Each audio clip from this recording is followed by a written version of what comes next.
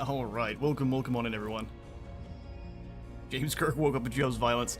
Exactly. Let me get my mic a little bit closer to me here.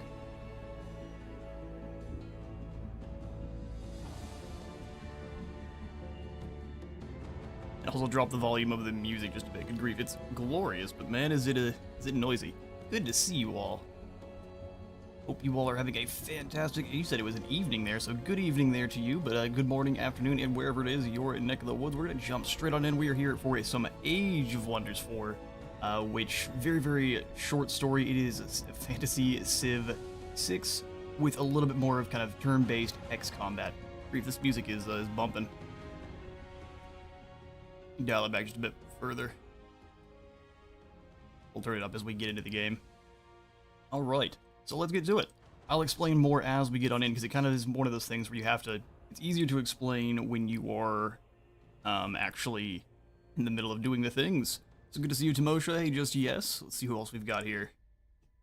I know I've said hey to a couple others. Hey, Leonis, good to see you. Welcome on in. And if I need to do any kind of adjusting to the audio, please let me know really quickly. I'm going to go ahead and turn things back up for the game now that we can hear the intended. And so what we're going to be doing is throwing the previous story campaign straight into an airlock and launching it into space for betraying us. Basically, since we were doing a bit of learning, we got a pretty bad start.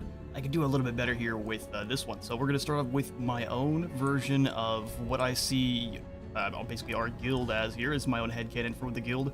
I've always been planning on, once we hit 10,000 subs, we'll get a new change to the background picture where we have that floating guild in space, and even the one we're here, I'll switch it over. That floating guild screen there, that is going to be changing over time. So as we get more and more subscribers, I'm going to have the guild actually grow and change to show the different games we're playing and have different iconography in it. So I think it's going to be a lot of fun. So basically, this is you all and myself being thrown into the game as what I figure the guild would embody. So we're going to go ahead and jump back into the Ashes from the Past story realm. We may come back around and go for the Rise of the Goat here eventually. I've still never completed the actual base story. There's just too much to do, and I have too much fun creating new factions. More is really the truth. I start up a new one, and I'm like, ah, well, this is fun, but let's start a new faction and start all over again. And then I never complete a single one. By the way, yesterday was the first time I saw you swearing in a video. Fair, and doesn't happen very often. Not very often indeed. I try to keep it mostly family friendly. Happens on occasion though. So we'll be playing as on the freed lands of the Manahari, which is the very beginning of the Empires and Ashes story realm. I will be answering a call from the aid of a sorceress of Athla. There's actually a good deal of actual lore in the background here that is just, there's a lot. So basically Athla is one of the oldest worlds within the Astral Sea. If you've played or heard of Magic the Gathering, it's very similar to the multiverse there, where each of the different leaders is more or less like a planeswalker who can travel between the different worlds, and they will either conquer them or basically bring them in under their protectorate. They're usually going to rule the worlds that they do inhabit, but there are kind of like two sides to them, where there's the good ones, of course, and there's the evil ones, and we are playing as, I think we can choose in this one. But in the main story, you actually switch between them. So for these first two here, you play as, well, for the first one, is basically the start of a brand new Goat Year. It's supposed to be your beginning. But then from there, you were able to play as the Covenant, which are the good guys, or the Shatterai, which are the evil. So we'll get to that story eventually, but for now, we'll get to the freed lands of Manahari. So we're looking for a Sorceress of Athla who has been missing since the World Gates were first opened, which the gates were how you actually travel between the worlds. We are going to be investigating the fate of a once powerful Commonwealth. It's an empire of man. Indeed, in the ancient world they discovered. So this map is going to be a lost jungle, so it's going to be a lush jungle surrounded by Astral Void. There's going to be lots of tropical provinces, lots of forest provinces, lots of rivers, and there won't be as many Arctic deserts, or Arctic provinces, desert provinces, or desolate provinces. Also, this is going to be a birds of paradise, so this realm is going to be home to many birds, civilized and wild. There'll be plenty of avian free cities, which if you've played any kind of civilization, this is like an AI-controlled city-state. They only have one city, and they never build any more, but you can either choose to crush them or ally with them for some benefits. They're also going to have great bird nests being common. This is a silver tier of infestation spawner. Infestations are a type of drop on the map where basically an enemy army will show up and they will control a certain area by designation of kind of a red ring around a certain area of the map, and that can spawn new armies that will actually move around, and they can attack your provinces and attack other things like that. So there's going to be more of these great giant flocks of dangerous birds. We need to put them down with aggression. Lots of fried chicken here. Bird units are also going to be common out on the world map as well. Fair enough. Lastly, we'll have the Warden of the Manohari realm trait. So this realm is going to be protected by a powerful progenitor golem, which we got to see in the last stream there. So basically there is a army that'll spawn randomly and launch attacks against any enemies of the native Krasura, which is a empire we will meet in this realm here. Let's go ahead and select it. We will set the difficulty to normal, because even on normal, this game is no joke. The AI is aggressive. Your journey starts. We will start up with our faction. Hello there. We are indeed humans. I've got several built on up here. We've got Orion back in. I've got Mazda Mundi redone. Oh, Dad. We are going to be playing as the Lore Guard. So what we are all about, we start off with the Tome of Evocation, which is going to be all about attack spells and just being magically focused. So there are different affinities we are going to be trying to align ourselves with. We're mostly going to be going with Astral, but each of them has a different focus. So your order is mostly going to be based around being good and crushing chaos, being friends with free cities, excuse me. And they have lots of kind of angelic spells, healing spells, things like that. That's what I've got here for your like Volkmar the Grim, and if you're trying to create your Imperium Man, the order is what you'd be going for there. Chaos Affinity is all about destroying things, conquest, strife, and demonic forces. And you can eventually turn your guys into devils, which is pretty horrifying. Isekai Multiverse protagonist got weaponized and turned into a video game. We're playing as basic humies? Yeah, we're playing as basic humies, but we're basic humies that have a different trait. So the thing is, all of the different races, you can actually change them to being whatever you want, so I'll show you real quick. Yoink, we'll go ahead and edit the Lore Guard real quick. So we're playing as humans. What, do you guys want to be something else? I don't know if I'm a Wizard King, so we can be other things, but would you like to be a different race? Either way, so the traits we're going to use regardless are going to be the Arcane Focus, so we're going to be doing more attacks, or more damage rather, with magical attacks. We have Keen-Sighted, so we have more accuracy on magical and physical range attacks, so all of our magic should be smacking lads with less chance to miss or hit our own guys. And then we're adaptable because we're humans, so we get more experience from all of our battles and just any other sources. But we can also be things like the Goatkin and stuff, but I don't want to lose my traits. What is their origin culture? Yeah, so we're humans. You can basically come on, like I said, you can come on in here and you can change them up. So all of them have kind of a base level. So your base starting traits for humans are adaptable, fast recuperation, which lets them heal faster, and defensive tactics, so they get more defense and things when they're standing next to one another. So they're a little bit tankier when they're standing together on the battle map. So there are base traits, but you can change them up to being whatever you want. So we're extra magical humans. You can get things like having elephant mounts and mammoth mounts, stuff like that. But I've got things like that for Norse gun stuff. So there's plans there. We're all about magic and guarding the sacred realms. So our origin culture is we're the mystics. As you'll see, each of the cultures has their own kind of unique look, which is pretty cool. We're not going to be reavers or anything. We're mystics. We are a flying chunk of rock, a guild flying through space. It's great. We're going to also be based on summoning. So there's 3 different schools you can be if you're being a mystic. Attunement spells, or attunement school, is all about, looks like just through throwing hands in combat. You're going to be getting Star Blaze to start, which is basically just an extra damage buff for all your lads. So whenever you cast spells, you get extra damage based on whatever the affinity of that spell is. There's lots to this. So you'll be intrigued to see how the game plays. Yeah, no, it's very, very similar to most of your 4X. I keep saying Civ. It really reminds me of Civ with just better combat. And we've got, so one of the things we'll be doing with the Astral people as well is we have these echoes that are out on the map. They'll be little, they kind of just look like these little things he's holding in his hand. They're just little wisps of magic, and you just pick them up and you can use them for different things. It's like a special resource. We are playing as the Summoning Lads, which are all about summoning in more magical friends, and we will be using the Astral Echoes to research, and also it lets us upgrade them. So we just need to jump in to really show everything off. There's too much here. What What defines their society? Oh, am I going to get to redo them all over again? So we're going to be ancient wise ones. So whenever we've been around since the start of history, honing our minds in the pursuit of arcane knowledge. So whenever a tome is unlocked, random skills of tomes are going to be how you do your research. So the tomes are based on the different affinities like we spoke of before. So we're going to be basing it mostly on the astral. So every time we're doing our research, we get 3 options. Excuse me. We get 3 options. I guess I can't come over and mouse over to start.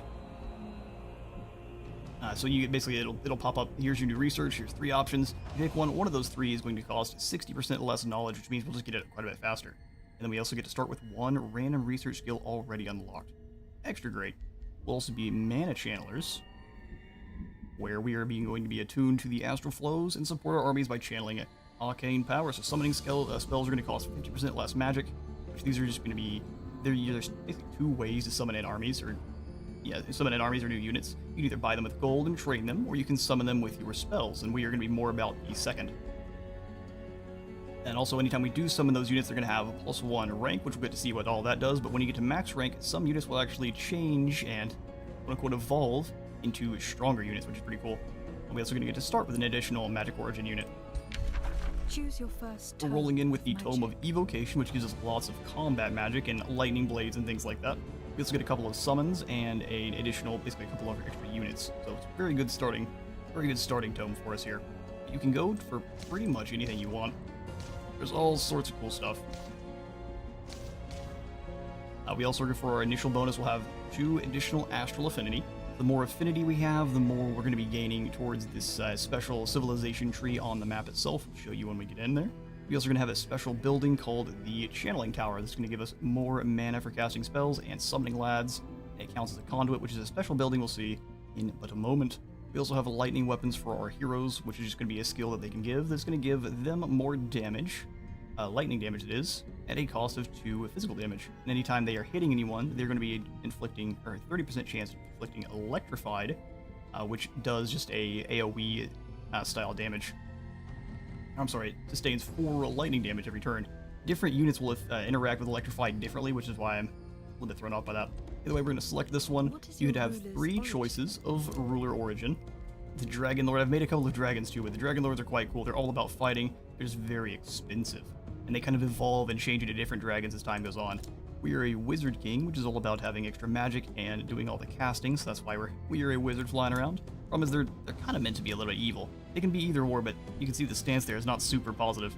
The champions, however, rise from the ranks of the people, and they have to be the exact same as whatever race of your people are. So you're basically going to be about recruiting units through gold, and your cities are going to be more stable. Your throne city is going to be able to recruit lads faster, and your units will actually build up quite a bit faster. This is I'd say the best one to start with. Go with a Wizard King if you've been playing for quite a bit longer. So it's not as powerful on the campaign map, stronger on the actual battle map. Reveal yourself. Yes, indeed. Give me back my lightning orb. Thank you. And we're gonna start off with the lightning orb, which just makes us a mage. So we get the lightning orb, allows us to zap some lads. We've got the mount, so it's just gonna be your base tier mount for our faction is gonna be these white horses here. And then we'll have magecraft, which gives us more accuracy, and we get to ignore some status resistance when shooting people with our magic. This is our awesome symbol. The color schemes, I would like to see a little bit. There might be mods that allow us to have more colors, and I might need to take a look into that. But the color schemes for these are kind of janky. You get a few, and certain ones are gonna limit the foreground and background colors too. So we don't have a ton of options, sadly. Didn't want to go full orange and purple. That's a little bit much. While they are my favorite colors, they're not my favorite colors mixed together. All right, so let's do this. We are a guild master, and ignore that. Astral Lord, we are the guild master, space wizard, Wizard King from beyond. Exactly. We are the lore guard, and our throne city is called the Guild Hall. So I don't know if we need to override it. We just need to play. I was just trying to show you all. Either way, let's do it. Can you rename units? I don't know. We'll have to take a look. I've actually not tried. Anyway, here's some story. I'll hush up. The world seal of Athla was opened. The Elven court and Commonwealth put aside their grievances and made a brave stand against the invading wizard kings. In the wars that followed, these heroic alliances crumbled, and entire armies were cast into the depths of the Astral Sea. The dreadnought Edward Portsmouth and the sorceress Larissa commanded the vanguard of Commonwealth war machines. After they plummeted into the Astral Sea, they were adrift between worlds, haunted by lurking horrors. Only Larissa's magic, paired with Edward's resourcefulness, protected the castaways from the magical currents. After what felt like an eternity of torment, the drifting remnants of the Commonwealth sensed a shift in the currents and happened upon a realm which appeared out of nowhere. The survivors met its inhabitants, an ancient, knowledgeable people called the Krasura. Negotiations were challenging, but the survivors were allowed to recuperate from their trials. Edward's mind, however, did not seem to recover. Over time, his resentment towards Wizard Kings grew, and he vowed to free the entire Astral Sea from their curse. He started traveling to other realms to liberate them, leaving devastation in his wake as he condemned and hunted anyone who would support or even tolerate the rule of any Wizard King. I mean, listen, say what you will about this guy, he at least looks cool. He's got the Hellblaster volley guns going, he's got the whole line of the Infernal Fire Glades, he knows what's up. The guy in front is Guilt. The guy in front is you, just yes. You have been upgraded to Guilt. Or downgraded, if you see it that way. His lifelong friend and companion during their journey through the Astral Sea. But amidst the growing conflict between the Krasura and Commonwealth remnants, Edward increasingly ignored Larissa's pleas, and her influence diminished. Thus, it was shortly after Edward's last departure that Larissa saw no choice but to send out a secret call for aid, for a Godir who could end Edward's march of destruction.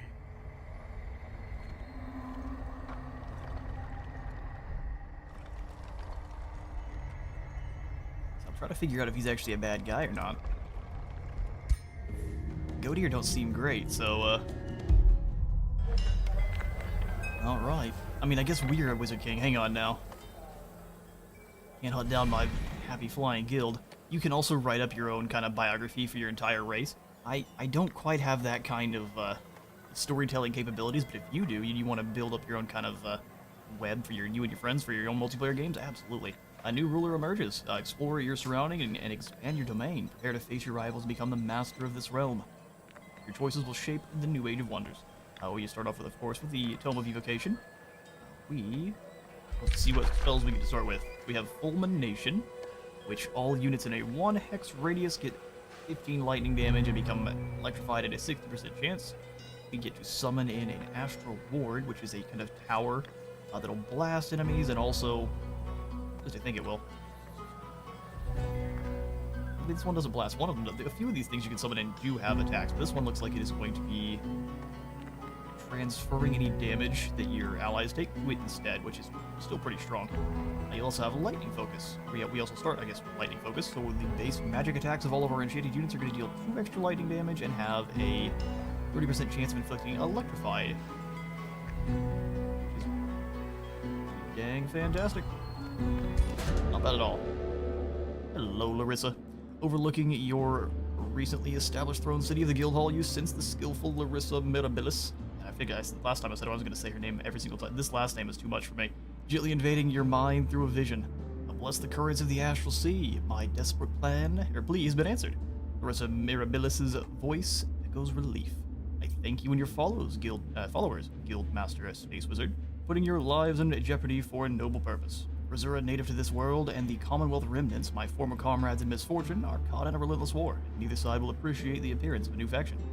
Time is scarce. My hideout may no longer be safe. Please meet me in the grasslands north of Guildhall. Indeed we shall. Music is a little bit too loud. Heard.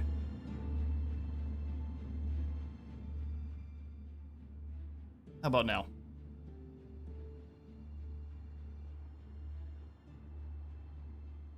I guess we'll have to find out. So the time is scarce, the hideout's going to no longer be safe. We need to meet her in the grasslands to the north, and we'll gain ourselves a mystery reward. Wait for the vision to end. Yes, as the vision ends, you begin to take stock of the details on your surroundings. A sight of lush, tangled flora, the buzz of colorful birds. Better. So better. Let's roll it back just a little bit further. Alright, the sight of lush, tangled flora, the buzz of colorful birds shrieking and squawking as they constantly switch from layer to layer in the verdant thicket, the smell of sprayed water, a refreshing echo of a distant waterfall. Yes. The static tension of profound magic inhabiting the land. The sensations of Manahari's jungle are enticing, overwhelming, and even intrusive. This, Larissa, takes you for a savior. Reflecting on your decision to venture to Manahari, you cannot help but smile. Oh, that made me laugh the last time, too. Time to become evil. It's like, we're gonna go ahead and study the astral flows of this forgotten world, unknown to all. It gives us a little bit of magic to start.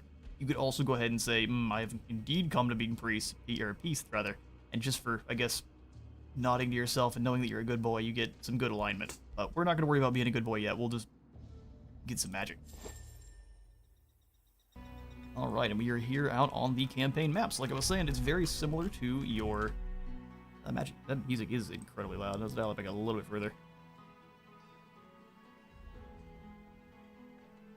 Very similar to your other 4X games. We have our guild hall, which is going to be your main base of operations, your first city. It's got several different yields you are going to be managing as we go along. So we'll just kind of go down. We've got food, which is going to be how you gain new population. You gain these through your structures, and you'll get different provinces that you can pick up. So like, say you see on the map here, these little sheepies having a good time. These are pastures, and if you annex them, no matter what you build here, so whenever we have enough Imperium to annex a new settlement, or a new province, looks like no. I'll just show you when we can in a second. You can see this little thing here. These are all the provinces. Instead of hexes like you get in things like Civ or other kind of 4X games, or, I mean, not all of them, they're the exact same, but this one doesn't go through hexes, so it has your different provinces that pick up, and they're going to be kind of irregular shapes. Inside those provinces can be things like these pastures. Here is a iron deposit, which will give us some production. They have different things that they'll provide when they're annexed. And as long as they don't have an army standing on top of them, we'll see kind of as we go along, there'll be different, like what we have here. It'll just be an NPC army with a black flag, and it'll be standing on one of these nodes. You can't actually use anything on the node until it's cleared of those armies.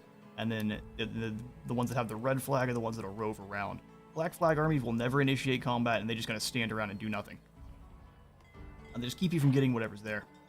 So for our first group here, we have Space Wizard Ruler. So your heroes are all going to be special. I said we're going to go through the city first. We're going through our heroes. So your heroes are going to be able to be equipped with different items and armor and such. So you'll have helmet, chest piece, and boots, as well as weapon. And you can have a main hand weapon, and then sometimes you're able to get a secondary weapon as well. So if you have like a one-handed axe or a sword, you can have a shield as well. But some weapons are going to be two-handed, like, say, this lightning orb. Apparently we do get to have a quick stab, though, so we've got a knife hidden away somewhere. You'll also have a one single ring you can go ahead and equip, as well as 3 different items, which will give you abilities on the map. You also have mounts, which we start off, of course, with our white horse, which is just your kind of very typical cavalry. It's got 48 movement on the map and on your combat. You see all the different abilities they've got over on the other side, too. Since we're a Wizard King, we have Overchannel, which just means in combat, we can use it once per battle, and whenever we do use it, we can use an additional combat spell just that turn. It's pretty good when you really need an additional just blast on someone, or just a heal real quick. Alright, alright. So back to the guild hall. So like we were saying, we have food as a yield, and that's going to be giving us new population, which every single population will allow us to annex a new province, which is great. Then after that, you've got your production, which would be used to build up those city structures. Nice and simple. Draft is going to be for recruiting units. Stability keeps your city in check, and is also going to change the yields on your city as well. So as you get more and more stability, your yields get boosted by more and more, so up to 15%. And as you lose stability, you'll start losing city income by a maximum of 50%, and the city might start losing provinces as they defect, which is all sorts of awful. So really important to keep track of. When you are playing as the champions, you don't have to worry about it as quickly, but you can see Wizard Kings only have 10 stability, so you have to start building buildings to counteract this fairly quickly. For other yields, we've got gold, which we will use for building, or for recruiting units and building structures. Magic is going to be used for casting spells and summoning units. And casting spells both here on the campaign map and in battle. Knowledge is going to be for researching new skills from your tomes, which is your research tree for this game. And then Imperium is going to be used for acquiring new cities, speeding up empire development, and negotiations. It's kind of your main, like, just development. Your main development resource. Really, really useful. But there's not really all that many ways to actually boost it, except for a very, very few buildings. Lastly, for our faction, specifically, we have Astral Echoes. These are only going to be for mystic subcultures, and there's going to be a few buildings that allow us to build them up. Otherwise, we don't see any here. But there's these little just blue wisps on the map. You just walk over to them and pick them up. And they give you the Echoes, which you can then use with units that are called Magical Origin. So if you come on into you just right-click to get into the unit details themselves. You can see that this one, somewhere along here, is a Magical Origin unit. So anything that says it has this tag, you can promote to the next tier immediately just by using some of your Echoes. And why that's useful is this is a kind of a tier 1 basic Magma Spirit. But as you level him on up, show me my levels here, eventually, no, it'll stay if I kind of, there we go. Eventually, as they level up and get through the ranks, they'll gain more boosts to their stats, which is great. They'll get a medal eventually, which will give them kind of a unique modifier in combat as well, which for them will allow them to ignore resistances, which is always good. And then when they hit Legend, they evolve into a Magma Spirit, which basically just makes them an even better unit. They turn from a tier 1 unit to a tier 3, and they can keep raking up all over again. But most units only evolve a single time. It's usually a tier 1 up to a tier 3, or sometimes it's a tier 2 up higher than that. But that's generally how it works. Your normal culture units, like your Arcanists and things, they do not evolve. They just stay like this forever. But what they do is they just get that extra damage when they hit Legend. All of them have different medals for becoming a champion, or whatever that tier is. So they'll all do different things. Some of them are pretty identical, like this one's the Evoker still, so it's going to be ignoring resistances, but some of them are different. Let's see if we got that here with the Polearm unit. Yes, it says a retaliation for the Polearm. Just to hover it for a moment and it'll stay. There we go. So say that medal means they have an additional retaliation attack. So on combat, we'll get to explaining all of that, but in combat, if you get attacked, as long as you have your action point still, or whatever you use for that turn, you have 1 retaliation, you'll stab them back. So if someone comes up and punches these guys in the face, they won't just sit there and take it. They'll give them a shiv right back, which is great. But your different units are going to have different, basically almost rock, paper, scissors style thing. So battle mages are all about launching ranged offense and weakening. They're not really very tough, and they absolutely can't use their magic attacks when a melee unit closes the gap. Your polearm units specialize in large threats and cavalry, and they can counter charge. So if people are trying to charge them, they actually have charge resistances. So they're unaffected by any bonus effects of charge attacks, and they can't be counterattacked. So basically, they can't be countered with their heavy charge strike. So there's different things where you can overwhelm different resistances, but not for polearms. They say no. They also have first strike, which means if they get attacked, they will hit them first, regardless of whoever is swinging at them. Good stuff. They also do 40% more damage to those large targets. Your Soother is going to be our support unit here, and they tend to focus on healing or defense and things like that. Healing buffs and defense. Glorious. Then lastly, we kind of have our Scout, which is just about zooming on around. They actually do fine in combat. They're not an amazing unit. They're by far your weakest, but in combat they do damage, so they're better than nothing. But they are mostly for flying around and just picking up the different drops on the map. So you can see this here is a gold stash. We'll just walk over to it. Or, I guess, hover over to it, and we'll pick up some gold. So that's 80 more gold into our treasury. Love the headgear of the Soothers. Oh, I agree. See, this other's are Astral Echo that I was talking about. They look like this. They're these little blue, spirity wisp things that are just out on the map, and you just kind of hover over to it, same as that, and you pick it on up. Some items on the map are for just, well, a large creature cage. You get to that in a moment. But Some things on the map are just one-time pickups, others are things you have to annex and they give you different yields. So since this is closest to our, you normally want to start out by clearing all of the different yields that are next to your city.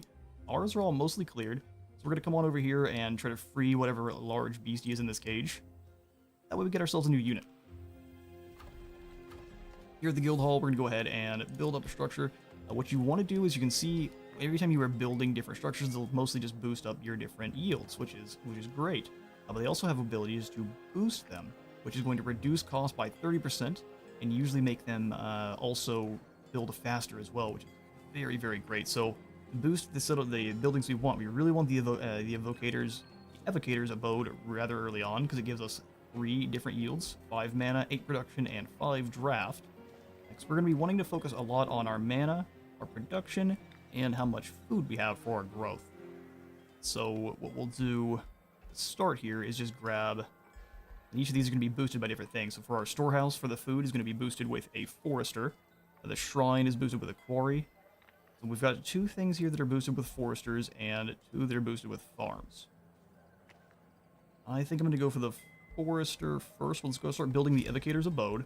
And early on, a lot of times you will want to hurry production, but only when you're able to boost them, because it usually makes this 260. So anything you can smear gold all over it, kind of similar to how you can with, I think it's, ooh, I'm blanking. Is it just the Chaos Dwarves that can use that with gold, or who can build things faster with gold? Oh no, that's over in the historical games. Yeah, they allow you to smear gold on buildings to make them build faster. You can do the same with units as well. And I tend to want to get a secondary scout rather early on to start flying around and picking up those astral projections, but I won't rush anything yet because it's a fair bit of money. We want to use it for other things. Lastly, we'll go ahead and set our research here. So you get 3 options, and there are more options than that in each of the tomes. You have a tome that you start with, which is kind of what everyone has. Let's see if it'll show me.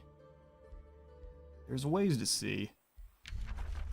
Oh no, we have to actually get the Empire Development up to see. But either way, there are base tomes that everyone gets access to, and that's mostly things like the Enchanted Crow Companion, which is going to be mostly just things that are just to boost your scouts.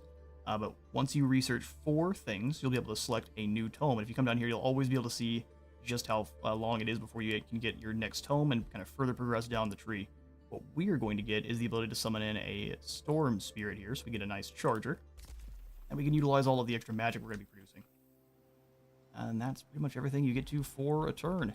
These other different icons are going to come up when we need them, but they're just different ways to see what units you have, your city overview in a hurry, all of the magic materials that are out on the map, where if you gain 3 of any one of these, you will gain whatever its benefit is. So if you get, for example, just for these Arcanium ore, if you get 3 of one of them, and so you have to annex a province with that ore in it, you are able to then hurry recruitment for units 25% cheaper, which is pretty great, and I'm pretty sure those do stack, but they might not. It's also a way you can win. So there's several different ways to win the game. Either through military conquest, by conquering the other rulers on the map, by expansion, just occupying a whole bunch of provinces, building up certain beacons of unity, lighting those beacons, and then defending them for 15 turns. And then lastly, which I've never done, so we'll have to figure out exactly how that works. But it seems fairly self-explanatory.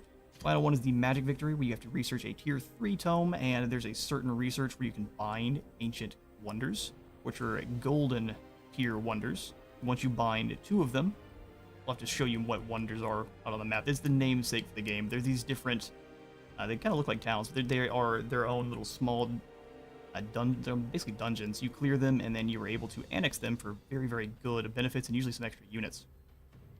But once you do bind 2 of those, you need to then get a Tier 5 tome, and research Age of the Astral spell, launch that spell, and then defend those Astral Wonders for 15 turns. So it's pretty in-depth. The fastest victory is always just beating the brakes of everyone else. Also for the Pantheon quest, we are looking for Larissa. She's just up here in the north, which we'll send a scout to go check on her in a moment. Yeah. We've met no one else, so there's no real other things to do for now.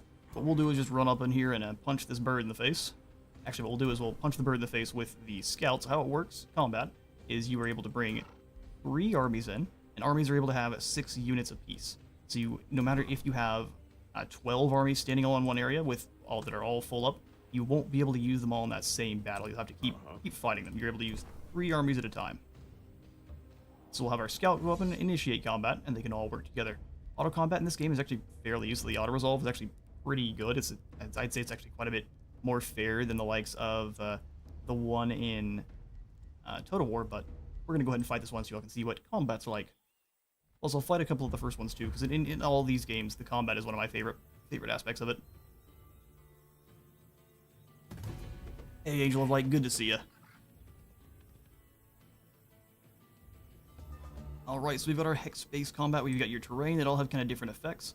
On this map, we have, let me see, these flowers that are going to apply a debuff that are going to basically make it so that anyone attacking them from any angle gets a flanking attack, which is all sorts of bad. There is trees that allow you to obscure yourself, just making it 40% harder for them to hit with range attacks. And also shooting through trees does the same thing, so you can kind of get good positioning to beat the brakes off the lads. I'm going to send...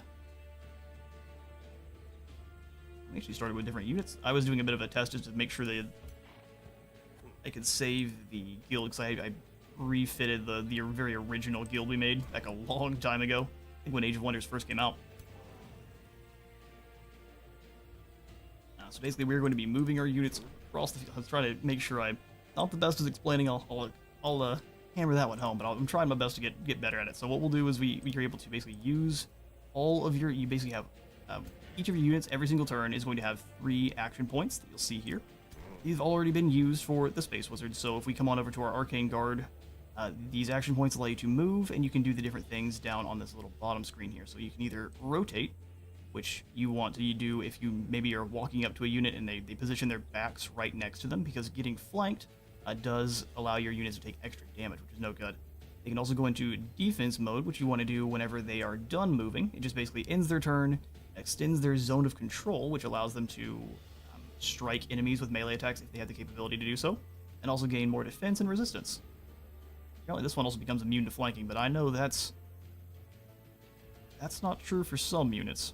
Either way, we come on up to the melee strike as your last one. You can see it has these different half moons, which this just means as long as you have action points, you will strike them that many times. So you have a melee attack, 1 hit is going to do 12 damage right now, and it'll also have a 90% chance of inflicting a sunder resistance, which is going to make your spells have an easier chance of getting through and doing damage. Let's say you are moving, I'll show you here. You move and you can see exactly how many of your little action points you were actually utilizing when you move. So here we're using just 1 of them, all the way up into this high foliage here. We're going to move to this set of trees, and if we were to strike someone in front of us, we would only hit them 1 time. For our mages, looks like this thing burns trees down, which is a little bit spooky. Yeah, fiery wake. So if there are any flammable objects, like trees, bushes, anything like that, it will light them ablaze as it moves through, which can be negative sometimes. And then whenever it gets hit, it does cause the enemy to take damage and have a chance of becoming burning as well. So we want to keep them away from the trees. Okay, and you can also anytime come on over and see how far your enemy can move. That way you can kind of plan your attacks better. I don't necessarily like that the carrion bird can hit me, but we can give him the shiv if we really need to.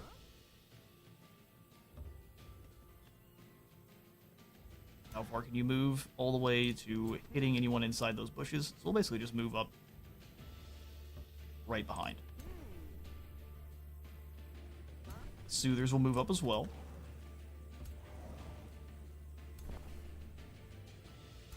Want to be able to hit them with 3 attacks with as many units as we can, because they're definitely going to be coming in and throwing some hands pretty quickly. So they've got a Pyromancer and a Carrion Bird.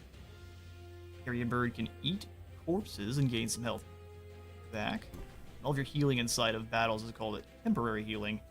So any health you do lose, and you're not able to get it back unless you're resting. No one can get over here and hurt the scouts too bad. Let's pull the scouts back into the bushes. And we'll wait. That's pretty much all we're going to do for this turn. And you pass it over to the enemy and let them do their thing.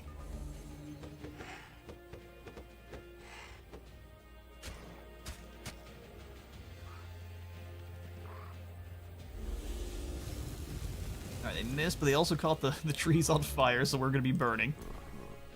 We'll go ahead and blast on back. So since we haven't moved, we have 3 shots with the lightning bolts here. We could also, if we so wish, drop a fulmination down, so hit one of these units with lightning. I might as well do it just to show you what some magic looks like. So come here, you crows.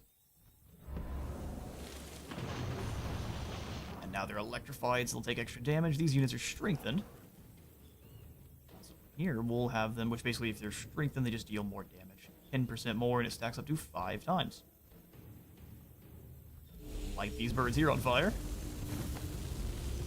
Yeah. We will go ahead and I'd probably just fall in on damage. How much does the quick shiv do? That's not that much. Go ahead, lightning through me then. Accuracy coming in very clutch, because usually there's a line of sight issues where we get a little bit of a hit there. We'll go ahead and just blast these clowns away.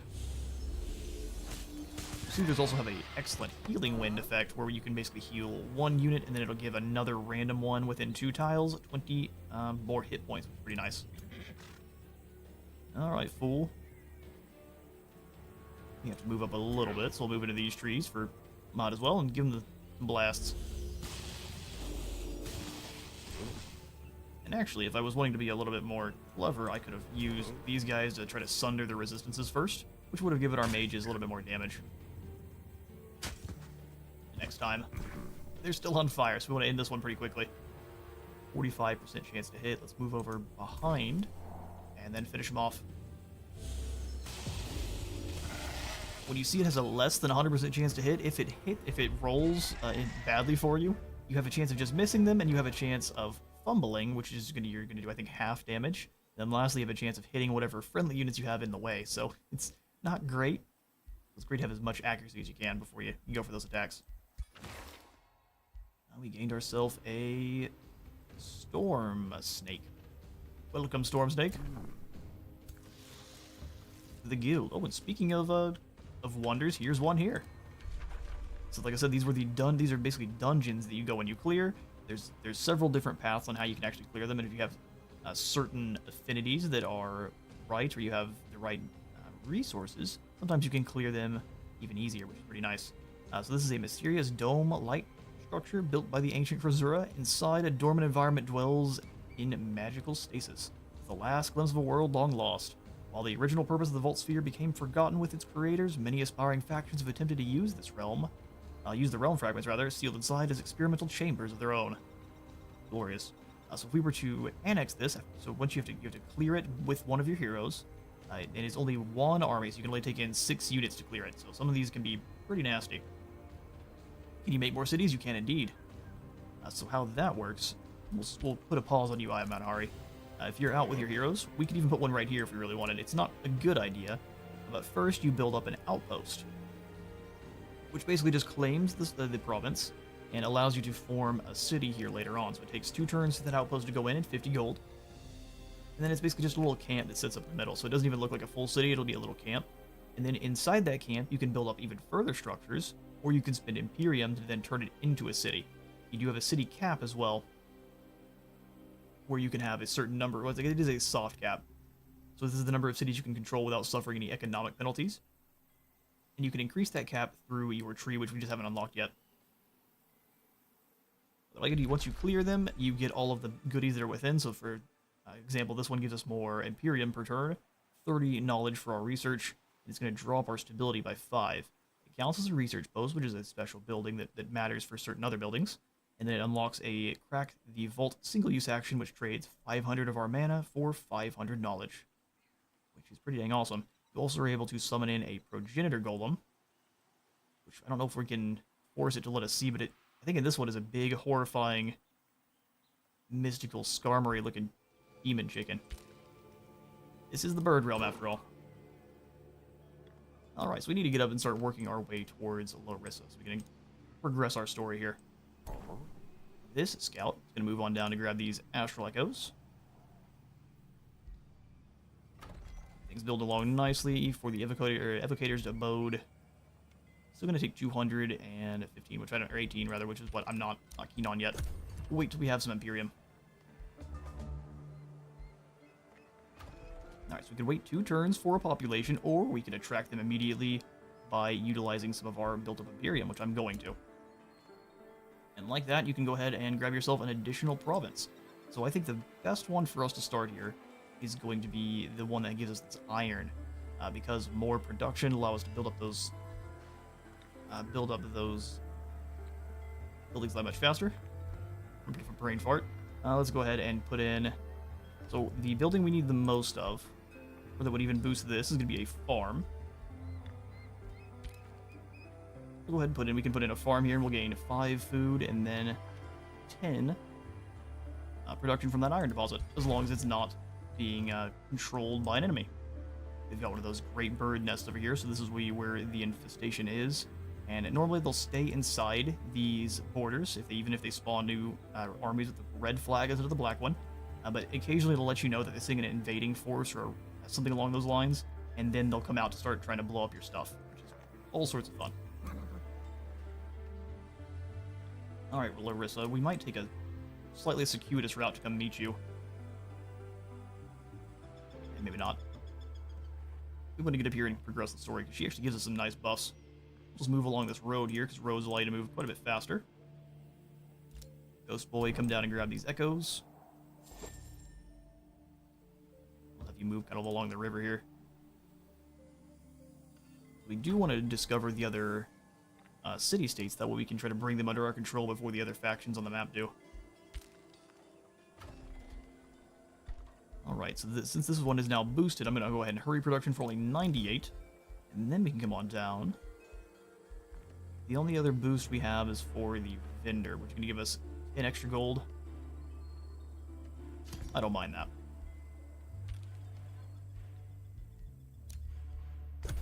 Not the best, but we can boost it up, build it real quick, with just the spending of some money. Gore Tusk Piglet. Even more animal friends. This is another one that will eventually evolve, and this is a shock unit. So they are going to be mainly offensive, and they are going to be disrupting the enemy lines. When they charge in, actually counter shield units. Basically, it'll stop them from using any kind of retaliation attacks. You can get in there, smack them, and then get in with the rest of your units without fear of getting bopped in return. They also will evolve into a Gore Tusk Matriarch, which is a bigger, angrier piggy that I think can eat some corpses and heal too, which is lovely. So we'll continue to move on along here, because you don't want to really move through. The forest takes a lot more of your actual movement points to do so, as our pig does whatever it wants. Alright, let's go grab these scrolls of knowledge. We've got a new Empire development skill available. So this is the tree. If you go up here and you click on the little Imperium itself button, it's your Empire development tree. It looks rather beautiful, actually. So you've got your tree itself. This is the basic line. They all start in the middle, and based on your affinity, each point of affinity will give you 1 point of one of these different trees per turn, which will progress you down each path, allowing you to spend Imperium to get different buffs. So, for example, our Astral affinity here, our very first one allows us to basically, once we cast our first combat spell, it reduces the cost of all other combat type spells by 25% for 2 turns. So in battle, it allows us to spell sling quite a bit more effectively. The secondary one, for example, will allow us to shuffle research for 50% less. So if you don't like the research that the options give you, you have, I think, the option to do it one time where you can shuffle them up. It just costs a fair bit of either mana or gold. The Astral Scouts almost T-posing when they fly. Oh yeah, they absolutely are. I told them to. It's how you flex on your enemies more. They don't even know what's happening. That'll also allow us to allow us to build up those research city structures for 25% less gold and production. So you get more research a lot faster. So the different affinities allow you to build up and focus on whatever aspect of that is. And these are all going to be your passive buffs. Then you have 3 or sometimes more buffs that you can use multiple times. So if you want to spend 175 Imperium to instantly gain 1,000 mana, you can do that multiple times if you wish. So I'm pretty sure you can. I'm almost positive the ones on the left side here are repeatable. But so you get the ability to summon in an army of magic origin units with low maintenance, similar to the Rite of Primeval Glory. You do have to pay for them, but they're going to be costing less than normal. And then lastly, you get the Rite of Conjuration, so you get to actually grab a... That's interesting. So you immediately conjure a magic material near each city. The magic materials are those things that we saw out on this tab. So you basically just instantly grab one next to one of your cities, and it actually starts defended. So you will have to go in and it's not defended by one of your armies. It's defended by something that you'll have to clear. Still, being able to summon magical materials at a whim is insanely useful. We'll come on across here. We need to try to find some more friends. We got another wonder here, a bronze wonder. So the wonders each have their own tiers. So bronze being the lowest tier, silver being the medium, and then gold being the highest of goals. That's also a very low difficulty too.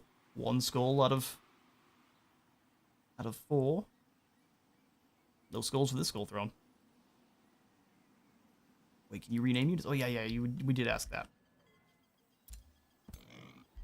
Gold-Tusk Piglet, can we rename you? Looks like the answer is no. You can likely, though, rename heroes. But not mine. Well, actually, you may not be able to rename units at all. Not that I can find. You could definitely disband the units, though. No renaming. You have to call them Arcane Guards. It may be something hard-coded in where that's the way they're able to give out the buffs properly. Not sure. But what I am sure of is the fact that I'm going to go ahead and use more Imperium to attract more population. And we are going to grab... Oh, the mana node is quite nice. We're actually going to grab this food here. So we need a Forester from some of the others. We're going to go ahead and grab that. Anything that requires the Forester boosted on up. It costs 106 to get the vendor in, which I think is just fine because you have plenty of gold. So you basically either want to go for all in on military or all in on trying to boost up your cities to start. We're going to go for playing a little bit more tall. So we are going to next go for the storehouse for even more food. As soon as we have 5 population, that'll boost up the ability to upgrade our town hall itself, which will change how it looks on the map, and allow us to build a little bit more advanced buildings too. And we're going to definitely need the tavern very quickly, which is going to actually increase our stability. So even though I could attract more population, I'm not going to, because we don't want to get too crazy with the negatives.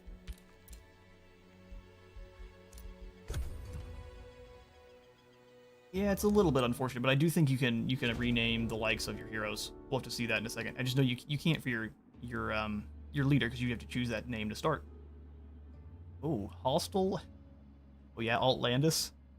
The grumpy purple pigeons of the deep. Sage Presto Hex Him of the free city of Atlantis greets you with hostility. We wise wing dancers. Is that right? Artifact hoarders and ancient. Hey, we're both ancient wise ones. We can get along. Or definitely not. Of Atlantis, we will fight for our freedom and stand against anyone who threatens our free city, even when they're led by a guild master like you. The blood of invaders, thieves, and spies will nourish the fields. You're at war with Atlantis. Oh, okay then, birds. What's your problem? Murderous Atlantean birdmen. They're a school of... We are so similar, and yet we have to fight. Nonsense. That's alright. We will make you our first target as soon as we hear meet. We can go meet with Larissa. Can we just meet her with a piglet? We just send this piglet as an emissary. Piglet. Speak for me. It's an impossible battle. You're not supposed to kill her. That's what I thought. We're just going to meet her. Hello, Larissa. Approaching the scene of a large broken land, you could just send the piglet as an envoy. That's disrespectful. Carefully placed arcane markings lead you to Larissa. Well met, Guildmaster. She says, leaving concealment. What you see here are the sorry remains of the vessel to which I and all the other Commonwealth remnants owe our lives. Alas, it only led us to more misery. She sighs. Edward Portsmouth, the leader of our company. And that's also the name of his dreadnought? What was it? Maybe that's a job here in this world. After the resourceful and honest dreadnought. Yeah, resourceful and honest and dreadnought. I don't know if those words go together. Either way, Edward he's a crazy man now. The leader of our company provoked war with the Crasura only to leave the realm soon after. He left Valerie of House Avernos in charge. Valerie is a very honorable person and might be reasoned with if her loyalty to Edward doesn't betray her. Not met her yet. Yeah, we'll try our best to be friends with Valerie. I think in our own campaign, we immediately, or with for our Nurgle cultist campaign, we throat kicked her immediately, but at least we told her we would. I offer my services and an end to bring an end to the conflict on Manohari in any way necessary. We can either accept her as a hero, or we can gain 20% more knowledge in turn. Excuse me, 20% more knowledge in turn? Larissa, you're hanging out with the arcane counselors. With Larissa at your side, you return to the guild hall. I thank you, Space Wizard, for coming to my aid. She says, you notice she's less tense now that she's in safety. This is actually more safe than our Nurgle camp, probably. Being adrift within the astral sea, trying to shield our troops from the torment will slow... What is the torment? It's a special thing. Torment of shadows. The darkness of the astral void, the banished wizards are tormented by visions and maddening voices. Oh, lovely. Survivors describe a vastly different experience as if the cosmos creates a reckoning for a wizard's individual actions and beliefs. So the shadows get your mind, while slowly running out of rations, then witnessing everyone losing their sanity when salvation seemed imminent. I've seen better days in the past, but I will recover. Interesting that you're the only survivor. With this tummy window, I don't trust you. It may seem like I have much to offer in return, but I am a sorceress. How may I best surprise you? We can have ourselves gain an evoker. We'd be surprised if a sorceress like you had no stuff. Give me your money. Or, I'd be delighted to learn about your sorcery. Oh, we can just skip to the next tier. That's perfect. Yeah, so the Tome of Warding is the other beginning astral tome, so we're just going to get this immediately. Alright, unique Pantheon quest with, 5 skulls. So this is probably the main one for the entire realm here. We have 1 Commonwealth Remnant defeated or allied, which are, I'm sure, Valerie, and 1 Krasura defeated or allied. Having seen the realm and heard more about the ongoing conflict, you reflect on the situation at hand. Commonwealth remnants and the Krasura are locked in a terrible war that much is clear. Other than that, there are many unknowns. While it seems like the Commonwealth remnants are the obvious aggressors in this conflict, the sudden reappearance of the Krasura and their homeworld raises the question of whether they've been sealed within the Greg Solis, a fractured world hidden within them, so they've been sealed away somewhere hidden like Teferi. See, and if so, why? You will need to stay attentive and form your own opinion.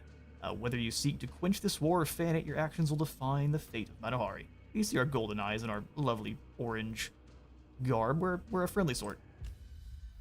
Even if we look like we're just a Halloween extra. Thank you, Gortus Piglets. We need these astral echoes. Alright, so what we'll do is, I guess, prepare for the war with these birds. We want to stomp them as fast as we can. We can just take over their city, too. Seems only right. So our research is complete, and we can now summon a Lesser Storm Spirit with one of our world map spells. Now we select a new research. So after 3 research cycles, we'll get a new tome, and since we already have the Tome of Warding, thanks to Larissa, we can just skip on to the Tier 2 tomes, which are very great. Well, maybe it shows us the base one that everyone gets to start. Maybe down here at the very bottom? Nope. Either way, tomes go all the way up to Tier 5 for each of the affinities, and they'll have different minor and major transformations. You can have as many minor transformations as you want. These are all just different things that'll make your race look a little bit different, and they'll perform different on the battle and campaign, which is pretty great. I think we get our first one actually through the Tome of Warding, which will allow us to basically imbue all of our lads with magical wards, granting them resistances to 3 of the different elementals damage types, so lightning, fire, and frost. Not the strongest, but resistances are still useful when you're getting shot with those different items. Also, definitely not bad to have. I think there's better ones, though. Let's see. I think Arcane Bond. Nope. We'll get some later on, though. But the minor transformations, you can have as many of as you want. Some of them aren't able to work with others, but it's very few. And then there are major transformations, like again, near the max tier. Oh, the Archmage looks awesome.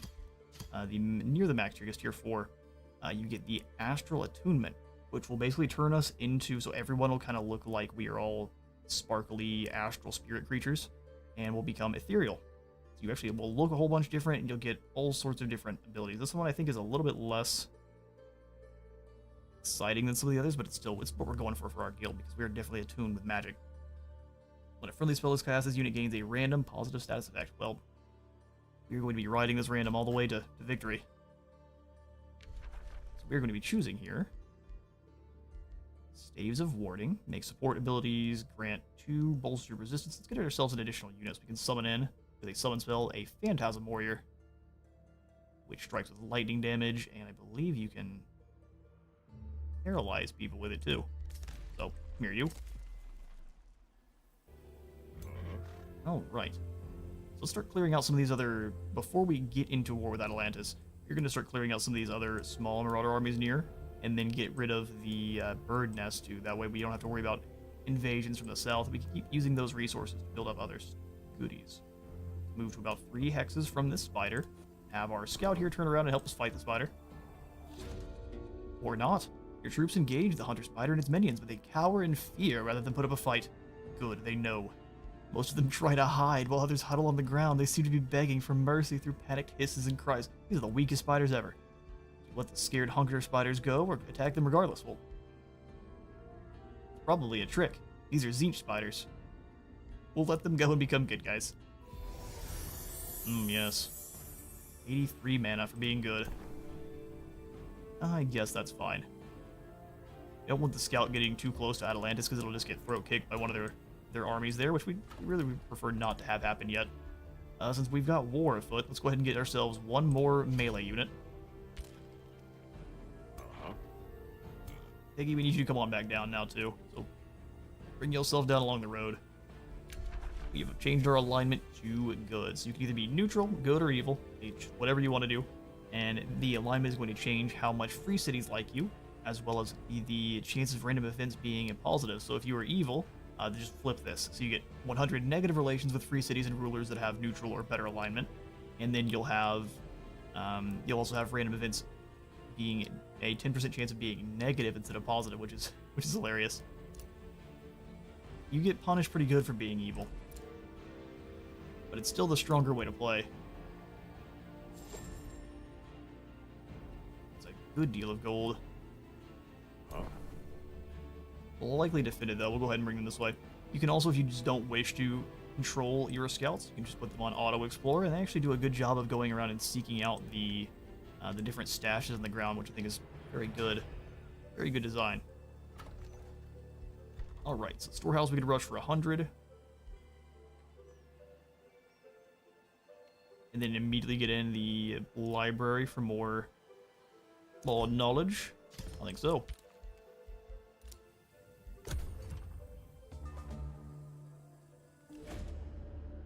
Edward's insanity. Marissa comes before you once more to talk about a matter of great importance. Restore peace, she explains, not only Matahari should be considered, but also Edward's march of destruction across the Astral Sea. Marissa hesitates, then continues.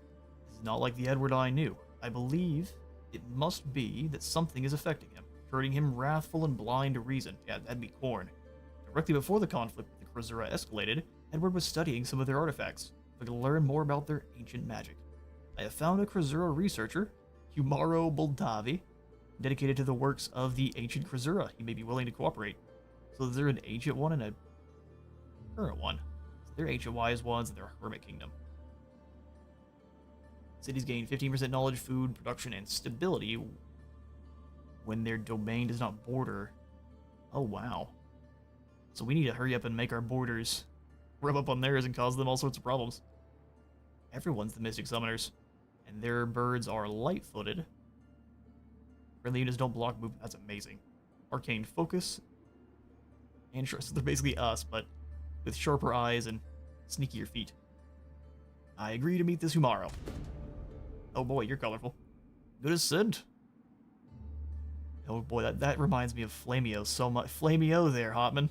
I am Humaro Boldavi, Chief Investigator of the Wing of Lost Wisdom. It's excruciating. Ooh, I missed one of your questions there, I'm sorry. I'm for armies, so you need heroes to lead them, or can you make them without one? So no, armies can actually be completely by themselves. They can be 6 units of any kind. Heroes just make them quite a bit better. And now that I understand what's going on, I'm quite enjoying this. I after jumping back into the game and taking a little bit of time to actually get to grips with how the game works, I have as well. It is excruciating. Himari begins his mournful sing-song. How much knowledge has become forgotten by our people during the Everdark, when the stars of the sky beyond no longer shone, which is why the Wing of Lost Wisdom exists. Recover and rediscover the heritage of our ancestors.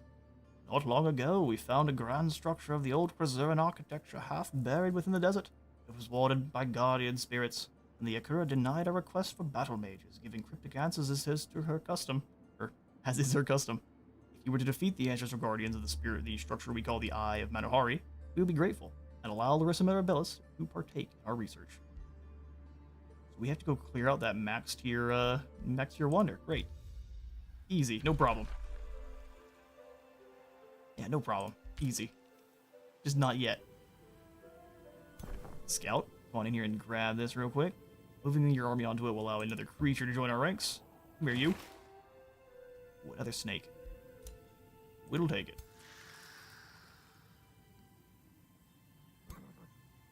We can move in to hit this group of Marauder Gargoyles, one big group. Glorious. We got some spirit birds, some normal birds, and then the lesser stone spirits. So I'll show you. I'll actually show you the auto combat, but then we'll fight this one either way, which is a fun aspect of this one. So you can auto combat, and if you don't like how this works, which it did a ton of damage to our Arcanist here, which is silly, you can go ahead and hit retry anytime and fight the battle yourself. Time to open KFC. Oh yeah. Although we might have some a little bit bony, and I don't know how good spirit crows are going to taste though. I'll be honest. There's not much bones, even less on them at all. Oh, these were the tier 2 snakes. I'm here for that. Or storm scale serpents are kind of like basilisks. They have a special ability too, where if they get hit, the attacker is going to get hit with 4 lightning damage themselves. They're kind of like an electric eel on ground. They look awesome. Thank you for being purple. They're also fleeting, so they're not stopped by enemy zone controls. They can do whatever they want. Talking horse. It does whatever it wants. They've got themselves some stone spirits, which are just kind of your basic guard style unit. How far can these hawks move? And not that far. Snake, you move up to this. You guys a little bit extra of health, or maybe you don't. I think I've always said this is wrong. So the health of the foliage has 1 health, and it is going to obscure them, so they're harder to hit. That works.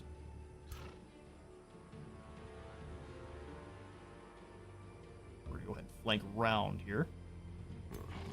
Anus hide in the woods. Here, lads, come back here. We'll have to turn them around because their backs will be to the enemy. Don't like that. Support mages. We're gonna actually have them. No one needs any health, so this is not necessary. Fire spirits. Put them in this foliage here. It'll burn, but they'll be fine. All right, sweet. We can always open it in Evil Birds, Evil Burbs Free City. Oh, that's fair, you're right. There's plenty of Evil Burbs for us to toss in the fryer.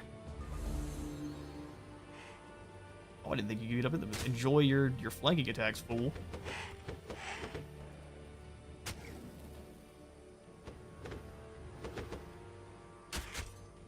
So they try to stab or attack our spearmen there. They got hit first.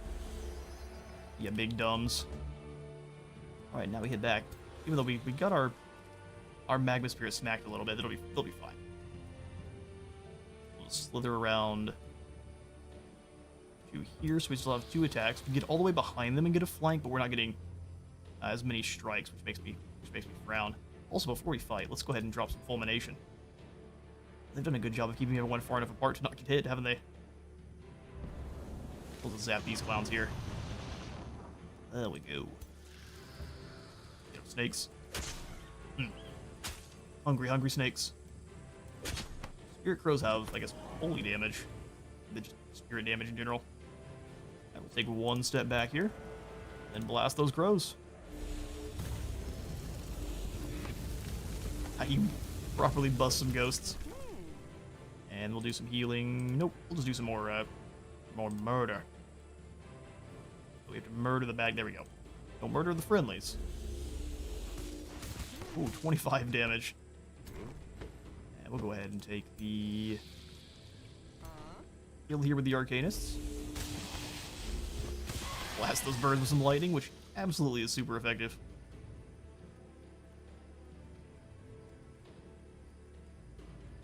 And the snake will get retaliated on. That's fine. We'll have them come here and just fight these crows. Yum yum, eat them up. Oh, and our scout over here can go for the finishing blow. Oh, you grazed them. Now it doesn't matter. Ride birds. And we'll just blast you from here. Stone spirits. Glorious. Spear lads. We'll have them run up. Stop them from coming after our group. Or our, either of these two here. They can get a nice flank on our snakes otherwise. And I think that's everyone. So if these crows try to leave, they'll get bit and they'll go down in a single hit.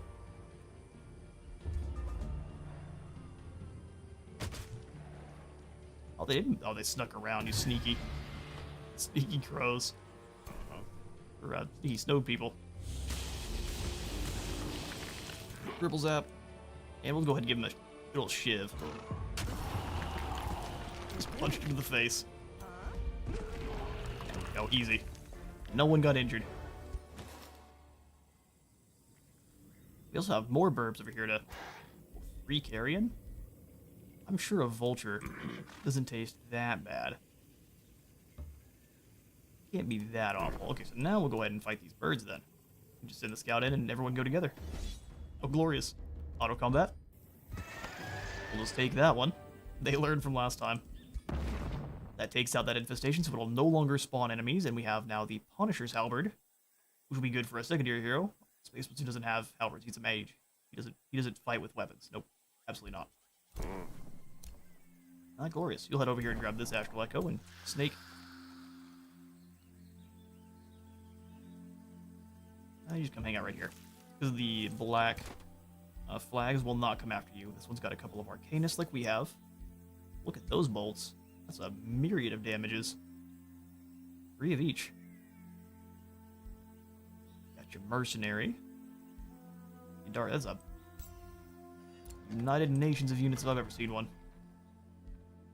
Alright, now from here, we are going to spread out to claim this mana node with a research post, which will give us both mana and some of our knowledge.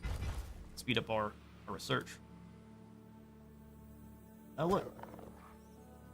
One of their armies already out and about. A couple of spell shields. Well, that's great. How about you meet my Storm Spirit? We'll go for the focus here after. Alright, so we're still building up the library, but there's no real reason to rush that one. Rushing the guard would cost us 110, which I think is also a little bit too much. Gula leveled up. He did indeed. So if we wish, we go ahead and give him the halberd, but it would take away our mount. He does look like a champion.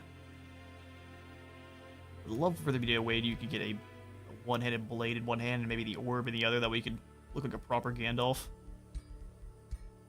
Spell blades are always my favorite. In just about every game they're in. For you got your hero skills, so your warfare, which you can be buffing up how good you are at fighting.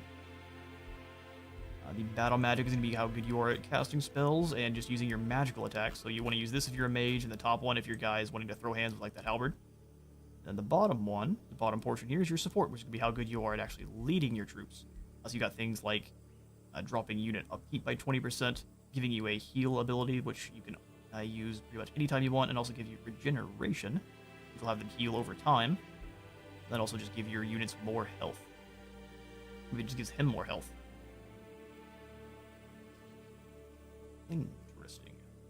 What we're going to do is just come on in here and grab Channel Power, which will allow our magical attacks to get 50% more damage until the end of the turn. And you can use it anytime. Use it once per battle, but you can use it and then move without having any penalties, which is fantastic. Great for a battle mage. Oh, she's got her crash. I remember this in the other one, but she got her crash ship out here too. Uninhabitable. Well, let's come on over and grab this Echo. Temple of the Goatear. This hidden temple complex is forgotten by time. Herein did the Archons once worship the Allfather Odin. Yeah, indeed, I can see it. However, the light that aided the masses in connecting with the divine has long since been extinguished. The site's once grand halls now attract cultists and sinister entities seeking to awaken and twist its power.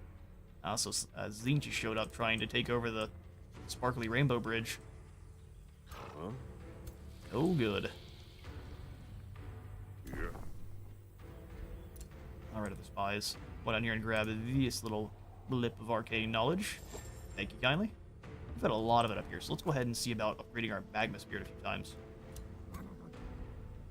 Since the magma spirit is of a ghostly origin, we can go ahead and promote it for 15. Now it's a veteran. Promote it for 36. Now it's elite and has 10% more damage. Promote it for 48. Now it's a champion. And has the evoker medal. Now one more level, it becomes a legend and evolves into that magma spirit.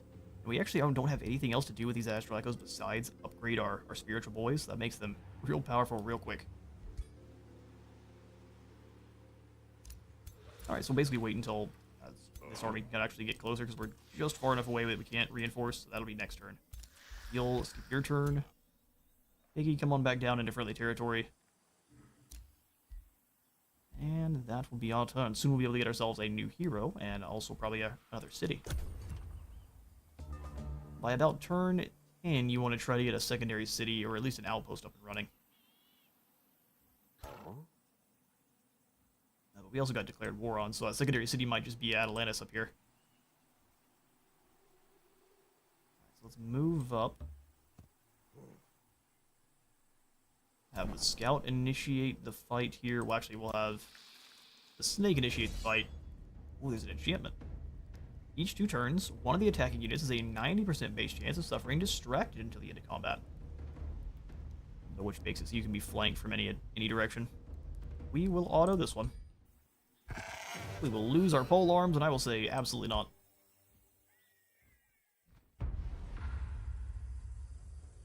Oh, it's these flowers out on the map that are causing our distraction. They smell so beautiful. Yet, strangely also of suffering. Alright, no shield units is a little bit unfortunate. We will move on up then, and how far can you clowns move? Not really very far. I think I want to do is we want to take the high ground here with a couple of our units. Let's grab snakes.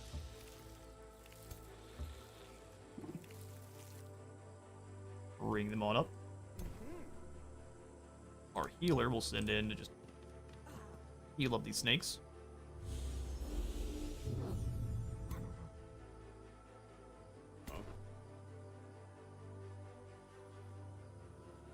Spears on this side. We'll figure out which way they want to go.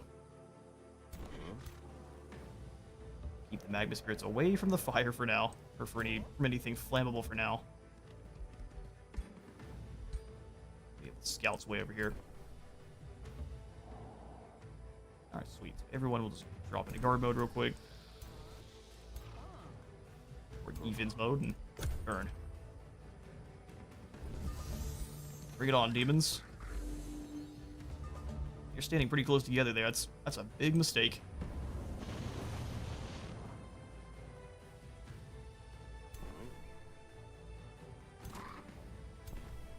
Alright, so you can move to about there to hit us. We'll just kind of bring the scouts back then.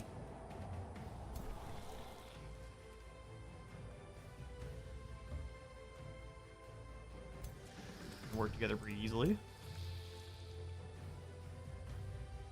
Some healthy retaliation out of that guy. Go ahead and do channel power. We've got a lot of magics also over channel, so we can use another culmination, because they're all clumped up. Electrified times 2. We'll step up here and deal with the most dangerous, being these shock troops. Fist indicates they're a shock troop, so you can kind of see it quickly on a fly, even if you don't necessarily know what all their abilities are.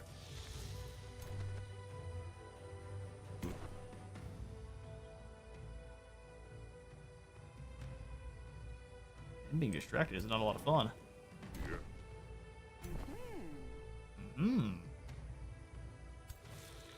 Let's move up here, that way we can get everything else kind of advanced as well. If we get to blast them with lightning bolts, they only have a shot no matter how many action points they have got left. We block movement. Okay, fair enough. You learn.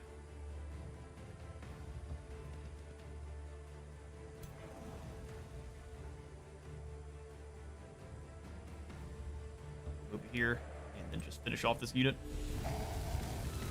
Thank you kindly. Snakes, you guys would likely get first strike by those spears, so let's advance this unit of spearmen to take the damage first. We get flanked, unfortunately.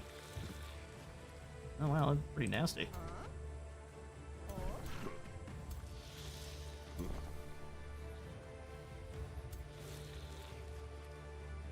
Yeah, get him.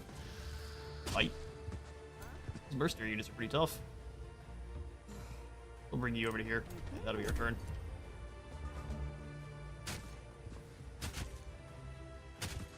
Well, they're gonna go all in on taking out our spears, aren't they? The prophecy has been fulfilled. Oh, that's disrespectful. Well, they did. They managed to take down that one unit. All in.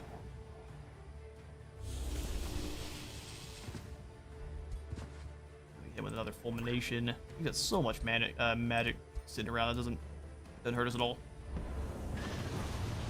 Just bring up the fire boys again.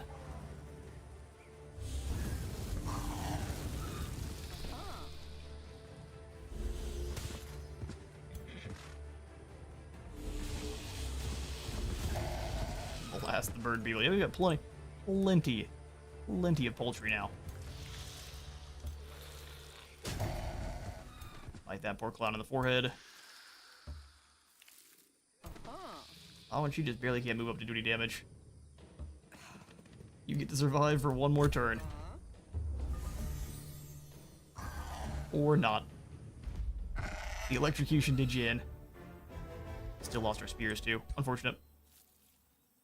We'll move over here to grab these astral echoes and then this beast cage and grab a lesser stone spirit. Don't mind if I do. Stone spirits are kind of like the shieldmen. They have the shield defense. And they also will go into shield wall whenever they are able to. So we can promote them for 12, get a little bit more health.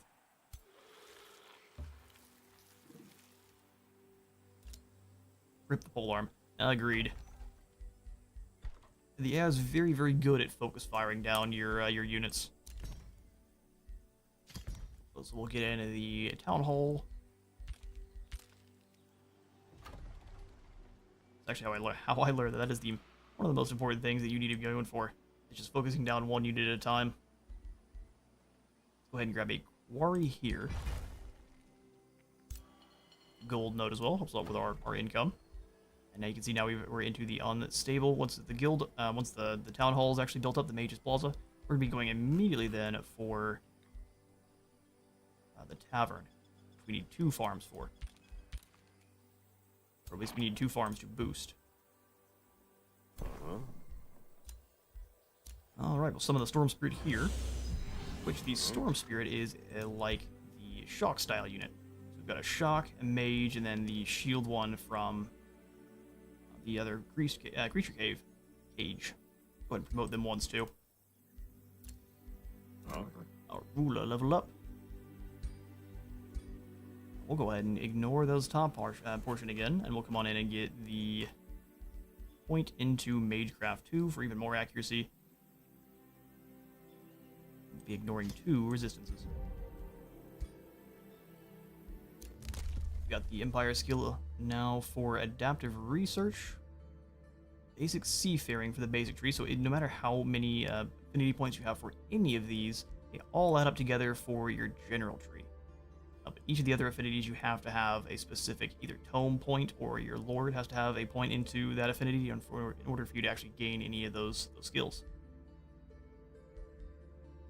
So we're going to go ahead and grab the Adaptive Research here. City research city structures cost less gold and production. Allows us to boost up our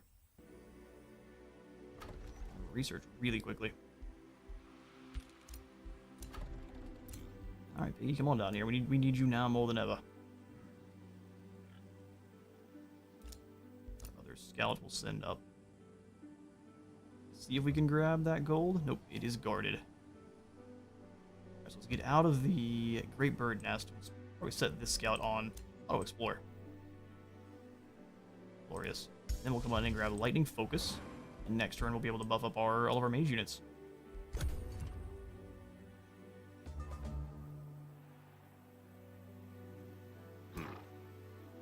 We're just gonna sit there. This is a safe battle.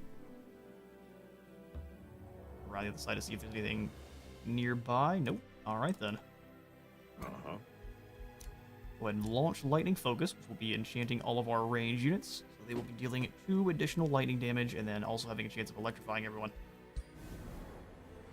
Also going to increase how much they cost in upkeep too. With enchantment upkeep, we are at 9 additional.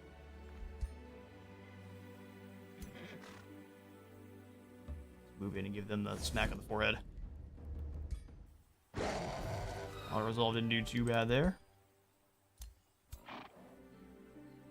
Out of movement.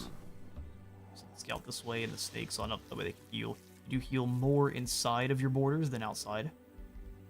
It's always good to rest there when you can. We can annex another province. Okay, well, are there any... Let's zoom out right here, real quick here, because it's the easiest way to find those extra resources. The Silver Tongue fruit over here, this is where we want to go. We just can't quite extend that far yet. Alright. Not until we have the upgraded guild hall. So we'll just instead, let's go back out to the map real fast.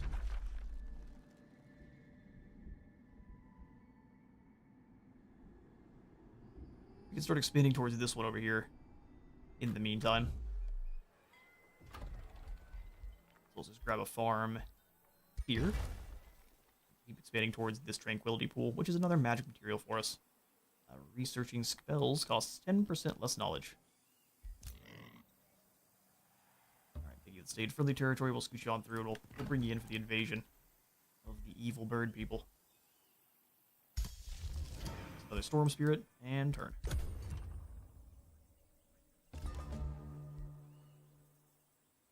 Alright. Scout, I'd like you to see what's going on here. Anything sketchy? This Storm Spirit definitely needs to heal, so we'll leave them here. We'll bring our armies up as far as we can here. Summon in that new Storm Spirit right on top of our squad. Perfect. We'll advance a little bit more. Huh? As long as you're within 3 tiles, will help out. I think that's a fine place for you to stay, though. Alright, Piglet, get over here. Got this polearm unit as well, which will send...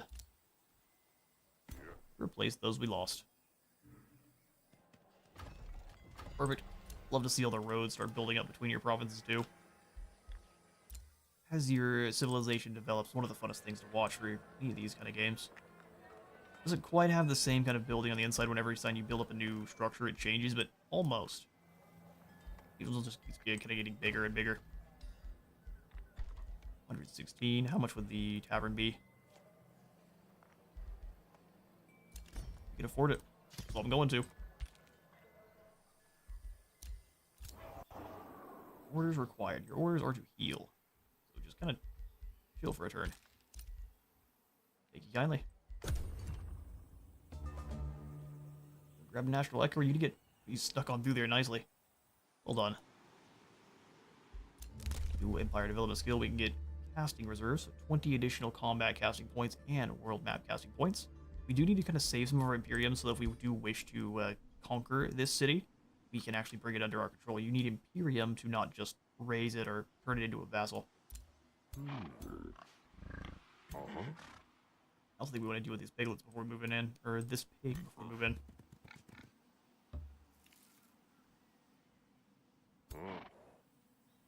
Germany, can you move up to help? So basically, how are you liking the game so far? Seems to have a lot of stuff to explore and see in terms of options and customization. No, absolutely. It is, I am absolutely loving Age of Wonders 4. My favorite thing to do in a lot of these games is just to build up a new civilization and try them on out and basically start the game over again. Oh, good. Your troops engage the Gore-Tusk Matriarch and his minions, but they cower in fear rather than put up a fight. We'll let them go for more good guy points. Okay, good guy points. We also now summon a Phantasm Warrior, which we absolutely are going to need. Let's select ourselves a new research. So 2 more until we get to the next tome. But how are you all enjoying Age of Wonders so far? We need to give it to our melee units. We can drop lightning down on a single army and give them a less lightning resistance for a turn. I think that's probably the best one to go for then.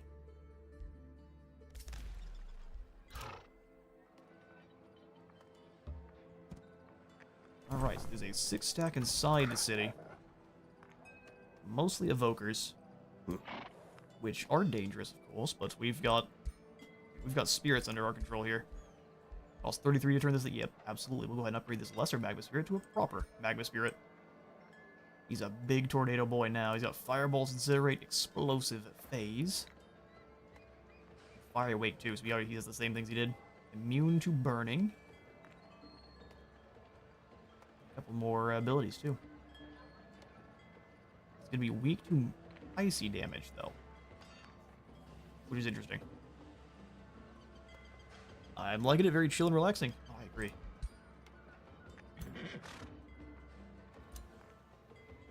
Like I said, it reminds me a lot of Civ, and I absolutely adore Civ, so it's a game I'm going to enjoy. The thing I don't like about Civ is the combat, and this I think has much better combat.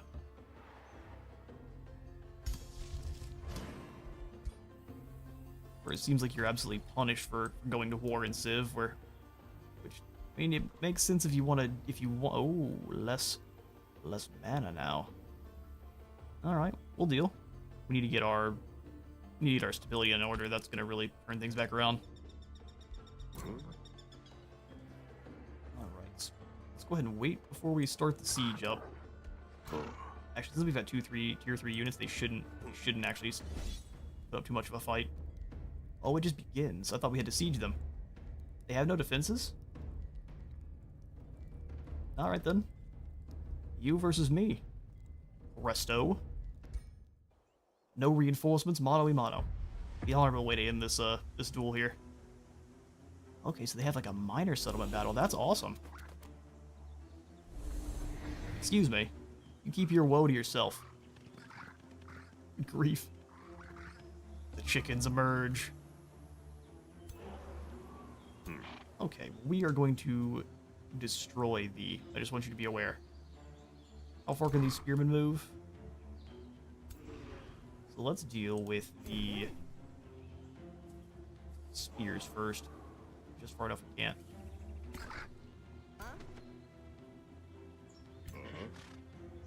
Alright, me. You might have to take some hits from several units at once. I think if anyone can, it's definitely you. It's both obscuring. Let's go to this position. That way we have obscuring from these other effects as well, so we kind of have a triple. And we'll start blasting these spears here.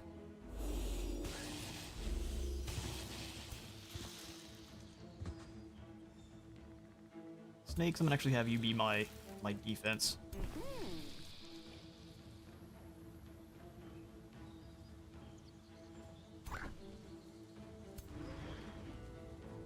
Magma Spirit, do your thing. Burning and electrified. Oh, you got lucky, you get grazed. We'll teleport the men here in a second, because they can teleport and then use their other abilities too.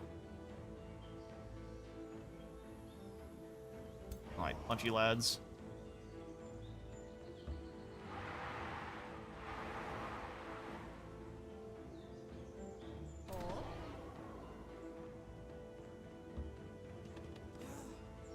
Give them a blast. I think they can move up to this position, so I should have gone one more forward with these guys. And if they're basically dead, then they're not going to be doing that much damage. As you take casualties, you have units that have multiple units in there, you'll just be dealing less damage overall when you do land your attacks. She may have a heal. Or a damage. Good grief. Man, go for it.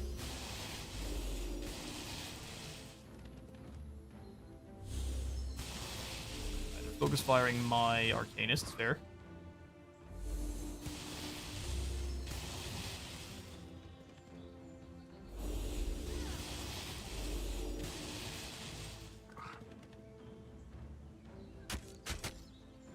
Go for the stab on my snake, get bit right back. Do a little swirl with the spears. Alright.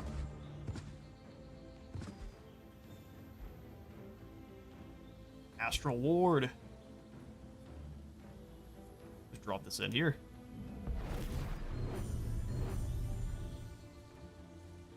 That looked amazing. We'll have you save this Arcanist from damage. Thank you kindly. Any damage it takes, you will now take instead. Or, she takes, they will take instead. And your charging units will actually deal more damage the more spaces they move.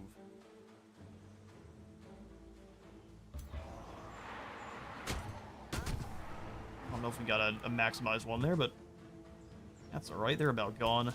Spears will get a first strike. Firebolts are so strong. Alright, what we're going to do is explosive phase.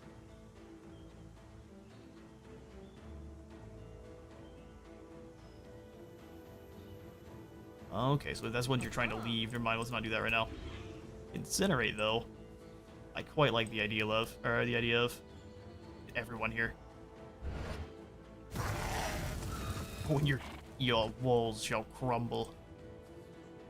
Let's go ahead and over channel. We use another spell, and we will also channel some power up. Let's drop some lightning here. Fulmination resisted.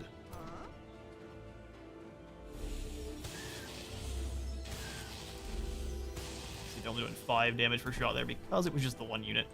So we'll just go ahead and finish off you. Snaky boys.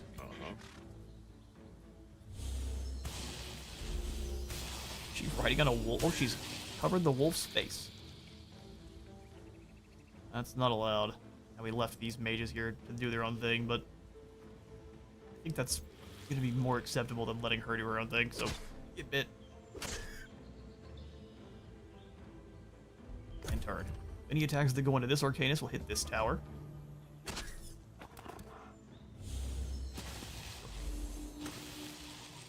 Alright, so she's likely still done, but losing one Arcanist is really not that big a deal. Look at the pettiness out of these chickens. You missed, clown. Try harder next time. Or a clobber. Completely unnecessary. Breaks their morale, and so units will have morale that as it gets higher, they'll have a higher chance of actually dealing critical hits. So we have a 20% chance on our guys. And as their morale drops, they actually have a higher chance of missing their hits, fumbling, or just running away from combat outright. Oh, they're inside the... I was like, why are you having such a hard time to hit them? We do it anyway. Watch us hit Space Wizard right in the back. Ooh, perfect. Man, this Fire Spirit's an absolute champion. They got very low morale, so they're just gonna get clobbered. Luckiest man in the world. Oh yeah, 3 hits at 50%. We're flipping coins properly.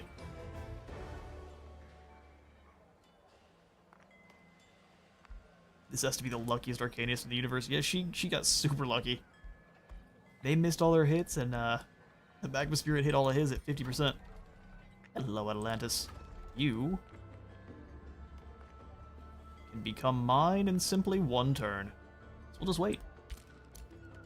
We'll conquer you properly next turn, don't you worry. They'll await their fate. I believe we have a couple turns to choose. We're not going to vassalize them. We'll just bring them back as my own city. They want to be rude. Presto is now in our crypts. Perfect. We could sell his remains for 100 gold. Hang on now.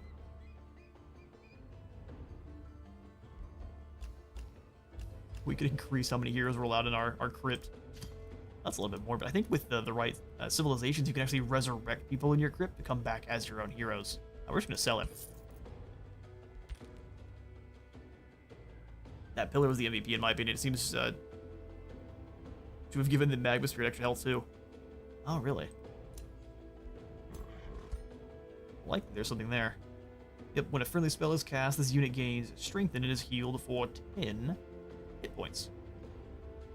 That's very good. Go ahead and promote. No, not the... Oh, there we go. We promoted the Magma Spirit.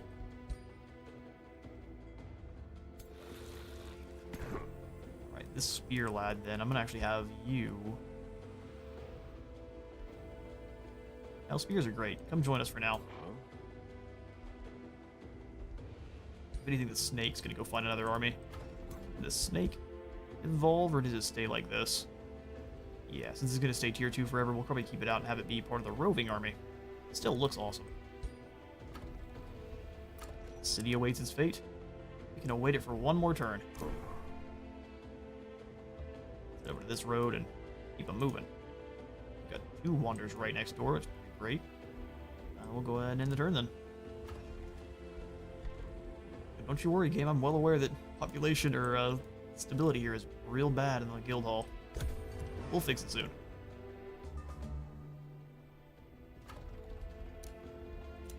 Summon in a Phantasm Warrior. Glorious. Get in here. Now we have just enough to absorb Atalantis into our own empire. Congratulations, you won. Let's snag that, and everyone else can come up this direction. And the Phantasm Warriors level up. That's what I like to know. It's just a spiritual elf. Or is that a dude? Maybe one of the guild hall members that's fallen and we've brought him on back now. So he has the same thing going whenever you are casting a spell, it'll get strengthened and heal. Can you be evolved into a new unit? Nay. It just has exalted defense. Bolster defense stacks up to 5 times. Alright then.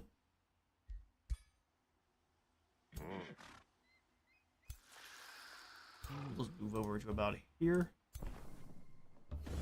Deal with the, what are these? Slither hatchlings? Oh, they're dragons. Yeah, this is one our evocators probably need to sit out. We have you leave. That's alright. She'll just sit in the back and let the... See, let auto combat deals with her. Oh, we lose 2. Let's find out if that's correct. Dragons might be pretty tough.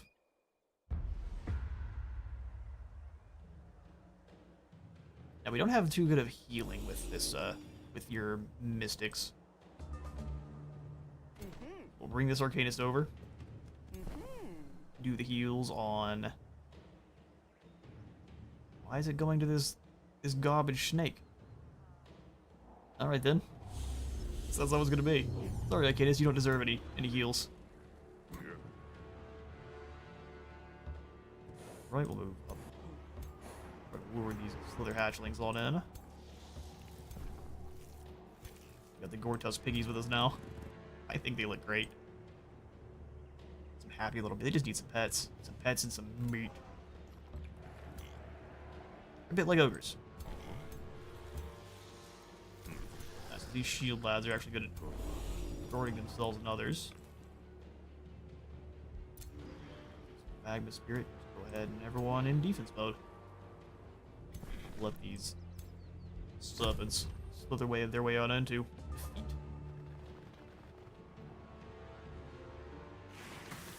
And these are skirmishers. So they're gonna have a missile attack. They're gonna all go for my scouts. That's fine by me. Scouts can take all sorts of damage. It doesn't bother me in the slightest. Hit them with a fulmination your next turn. Ooh, the high ground, impressive. Oh, we got poisoned. Unlucky. They're just gonna make us take blight damage every turn. 4 blight damage. As soon as we become ethereal, you can't affect us with that anymore, though, so... Suck it. What we'll do is we'll have the Wartusk piglets come on in and stop them from retaliating. Dogpile that group. Go ahead and lightning everyone else here so we can power up all of our magic units.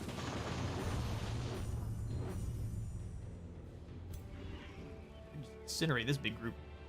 That works for me. Yeah. You're burning now.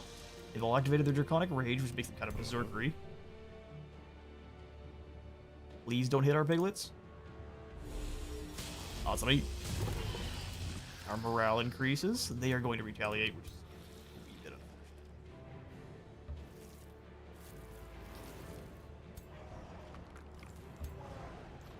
When they're giving them a beating. Piglets are adorable. I recommend using the pillar in this battle and keep the Arcanist far back. This Arcanist is staying nowhere near the fight.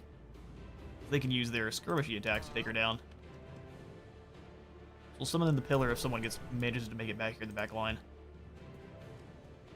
Go ahead and weaken this unit. Everyone's on fire, so they should hopefully die here next turn. How much health do they have? 12, and they're going to be taking... Because they're burning 3, so they should be 12. That should be 12 damage there.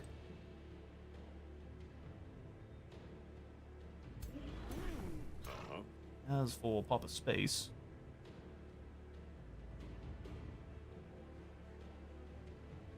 Go ahead and just get the extra damage. We don't really need to cast more. We can maybe use it next turn if there's more health points we need to regenerate.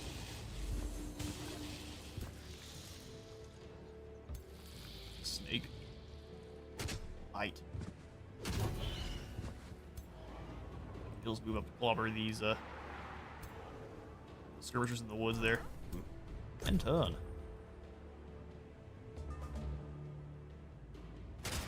Oh, they bite the wizard twice. Alright then. Iron with the bloody big head. Yeah, we can absorb that damage, no problem. And we don't take casualties, so we have full damage no matter what. So we just go ahead and blast these. Hit with the charge attack there. Oh, we should have lightning first, strengthened. It's fine, we'll just fulminate now. Get a little bit less damage overall.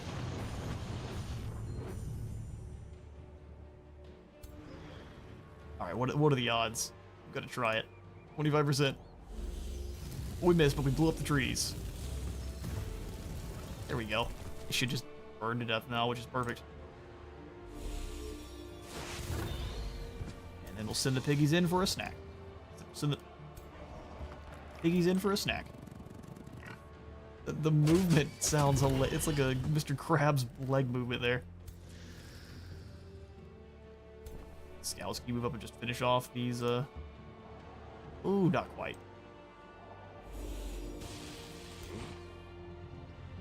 Oh, I just can. Fair. Easy. See you later, clown. Stupid salamander hatchlings. Easy. Oh, we'll step on back into Atalantis then and get probably no heals because it's an evil settlement still. I got played. Alright, Snake, you come on out and join your brothers. Or not. Here, we'll just retrofit the army like this. So we'll move me over and then we'll...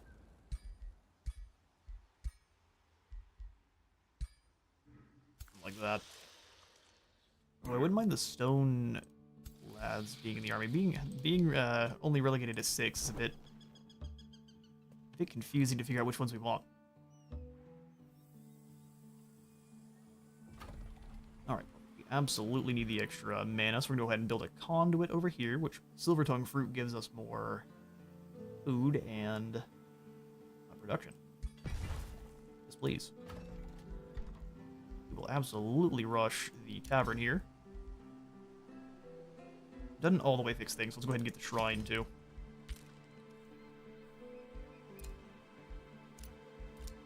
Ruler leveled up. We gain a warming cloak for spirit resistance and 2 frost. Yes, please. Ooh, the sharpened spear. What's sharpened about it? Does it do so 7 and 7 as opposed to 12? I see. Alright, it does a little bit more damage. It's just not the same damage type as the rest of our guys here. It's kind of a sickly green color. Alright, now we're gonna go ahead and grab Inspiring Leader to drop that upkeep, and maybe that'll help out with our mana deficiencies here. A little bit more. And lastly, we can select a signature skill. What these do is they not only give you an ability, they will also give you a further affinity towards one of the different affinities in and of itself. You've got Blink, which allows you to teleport and gain some evasion. Demon Step, which allows you to teleport and do some damage. Summon Elemental, which summons in a Tier 3 Elemental unit. Mass Rejuvenation gives you healing in a 2-hex radius, so pretty good healing. Rallying Blessing is going to be a good rally, which gives you bolstered defense and resistances, so you have higher tankiness. Then Draining Blade, just for slapping someone in the forehead and then healing. What we are going to go for is the Summon Elemental, because a Tier 3 Elemental unit sounds perfect. Summons, always. This will add us actually some Materium Affinity, which is going to give us more production in our cities by 4 per point. We're going to mostly stick with Astral Affinity, but being able to summon in an Elemental is just too strong not to grab up. Ooh, a Warg. We stole that other guy's his mount? Nay, we have this beautiful white horse. No thanks. Alright, now it's time to bring in a new hero. So we've got Vela the Bloody, Sibbald the Selfless, and Gelt. Sibbald the Hood, his brother. Oh, he's seductive. Gives him the smooch and a 60% chance of stealing enemy units. Oh wow, you're strong. It's basically Slanesh. Literally. We got Astral Adept as well, it gives it 3 additional affinity, so Governing City gets 2 extra affinity too. Well, Sigvald the Selfless would be he's a little bit rotund, but he's a wizard of extreme prowess.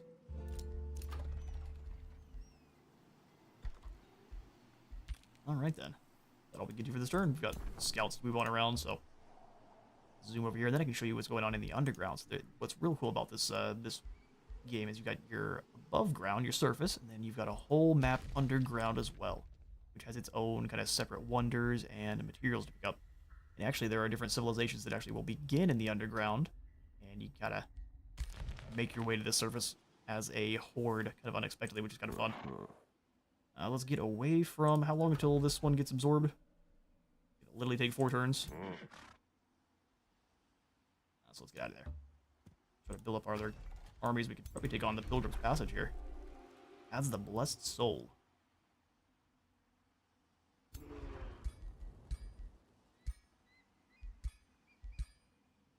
We're still on the same turn, of course. Hey, Creo, welcome to see you. Good to see you. Brain melted, sorry about that. Good to see you into the stream.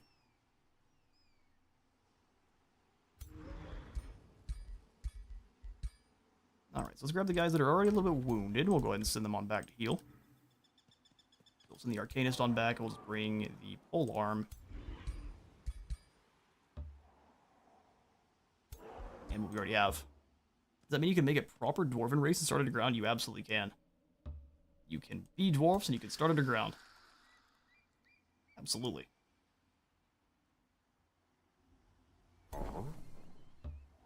Swing up here and grab these knowledge scrolls. Yeah. But underground is kind of congested at the moment. Yeah, in certain maps also it is smaller than in others. It's usually congested kind of all the time. You kind of have to excavate your way through the underground as kind of part of the gameplay down there. Ooh, a spell shield of our own. Yes. I think that we have no drains on our magic that is at least coming in from the spell shields. All of our active spells right now are that lighting focus, which is just going to cost us 3 more upkeep as long as they're battle mage. We have to keep that in mind. Can't really afford too many more of them right now.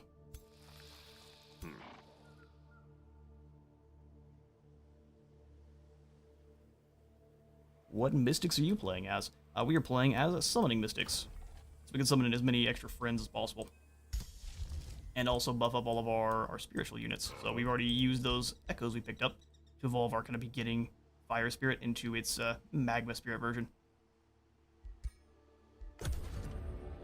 Oh, we've revealed the angelic skull wearing pink birds. Chieftain Erlau Flame Spear. A Free City Hornward greets you curiously. Salutations. Your reputation precedes you. We may not share your noble convictions, but we trust you will honor Hornward's territory, and independence. Give one of your Whispering Stones your Palantirs to start negotiations and gradually improve their allegiance. Sure, let's inspect them. They're evil. How do you have your evil angelic birds? Interesting. They're masters of order. Heavens bless them. Do they now? Well, we'll go ahead and give them the Whispering Stone, because even if they are evil, I prefer not to be at war with them. We'll make them our friends all the same. We crushed that first free city pretty quickly, but still.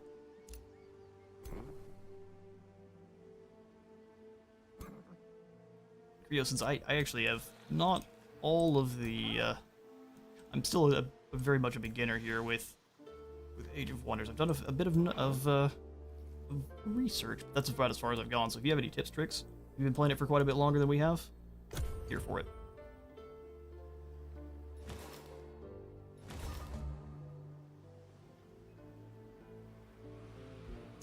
Alright, Shrine's up, so we have a little bit more mana coming in. That's lovely to see. Astral Manolith. Get 10 mana and then 5 additional per conduit or research post, so not a great one for us right now. We do probably want our Wizard Tower, though, which will allow us to actually start summoning in some stronger units. Or our Stone Conjurer. Oh, let's go for the Stone Conjurer. More mana in production. Absolutely. 3 turns here. Let's go ahead and bring this group with the Wizard. Evoker back to heal. Just gotta stack them all up in a group. Whenever we have the gold for another hero, we'll have them all join up with that hero, and they can come clear out this Spirit Bird. We also don't want to get too far away here, so let's do a little bit more healing before we go after that Wonder, because sometimes they can be pretty nasty.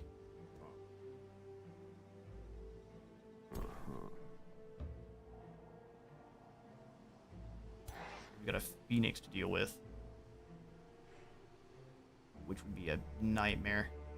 Fiery Rebirth comes back to life with 40% of its total hit points. Yep, Phoenix are main, as you'd expect.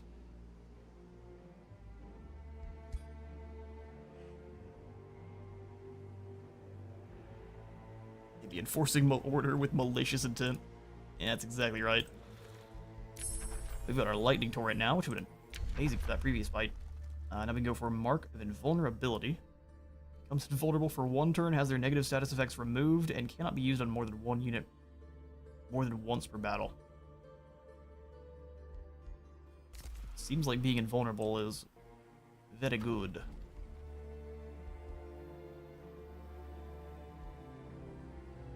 Ability's back to neutral here, but if we wanted to, we could use some Imperium to grab some more slots. I think saving to maybe just grab the burst of 1,000 mana sounds pretty nice. Or we could ask for inspiration to further boost up our research, our net knowledge. Because for the Ancient Old Ones, we already get 60% reduction, so 25% on top of that would be just glorious. Ah, yes, the Fire Turkeys. Love those when I played it. Yeah, no, as soon as your chicken explodes and comes back to life, there's nothing that can go wrong there.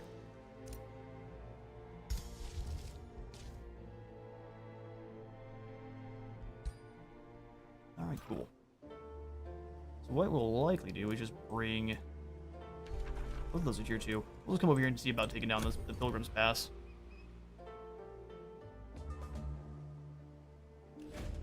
And we've met the Yukara, or the Yukara.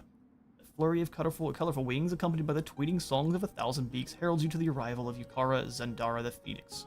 Hello there, smiley Phoenix. Then it is true that with the flying eyes have described, the serpent has shed its tail to grow a second head. The Phoenix stares at you as if she's attempting to pierce your soul.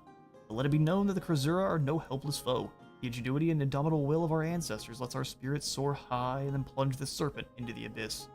Alright, crazy. Flee these lands of our protection. Space Wizard, and return to the sky beyond. The Krasura will invoke the wrath upon any invaders. Oh, yes. So scared. Serpent, sky, a bit your confusion. Oh, we could just admit the sky beyond knows many creatures, but you're not the serpent. If we fail, we lose 1 astral affinity. Oh, that's not good. Let's do it.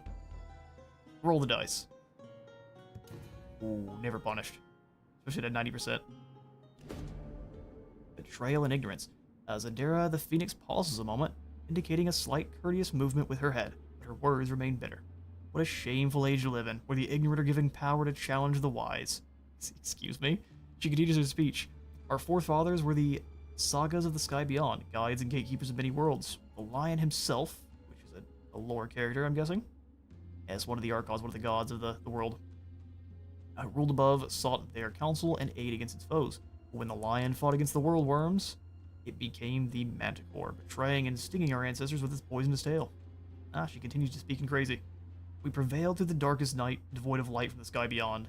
Now a serpent has come with thunder and fire, maliciously feigning woe. But wherever it grows a new head, we will peck it out. So the serpent of the Commonwealth remnants, I will aid them in their struggle. So if we choose this path, we aren't going to be joining the Commonwealth.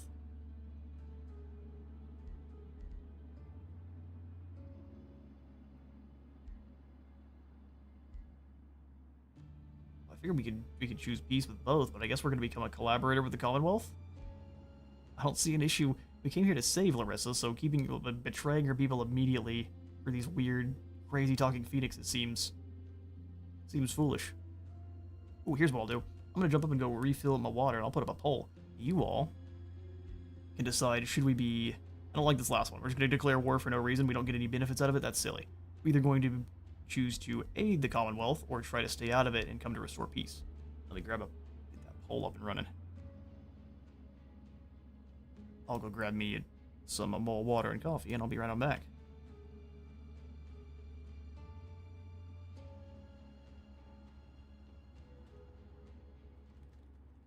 How to proceed. Assist the Commonwealth. Or take no sides. Poll begin. And I will go ahead and catch you on just a quick second. I'll jump up and go grab me some more water.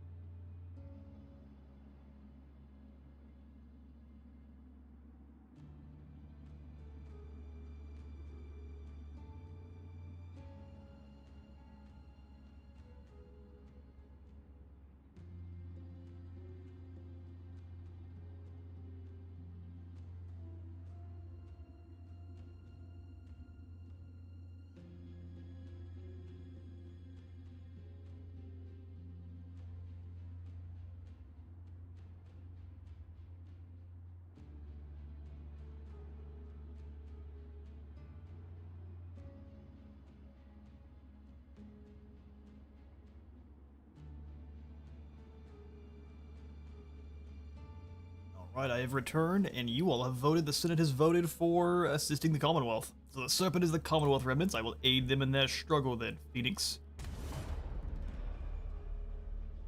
Just because they didn't do anything wrong. They crash landed for...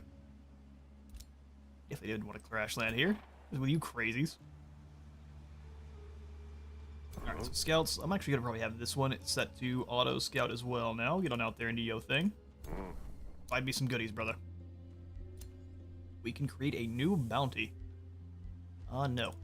I will be doing all of this myself. So right now, I guess, in terms of what we need to do, we need to help the Commonwealth remnants for the Manahari besiege, and then lost knowledge. We just need to clear the Eye of Manahari. Alright, let's get a couple of objectives here for us. Right, so Atalantis, we probably don't want to expand too much further up beyond the river here, so that way that settlement can actually get some of those. So we will start moving our way across here to try to snag these two. So let's grab probably the extra forester. Actually, let's see how many farms we need.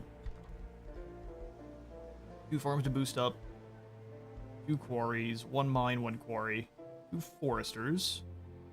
Yes, the forester is what we need. And you can't boost up your Wizard Tower Foundation. Makes sense. So forester it is. And we'll come over here and snag this Tranquility Pool.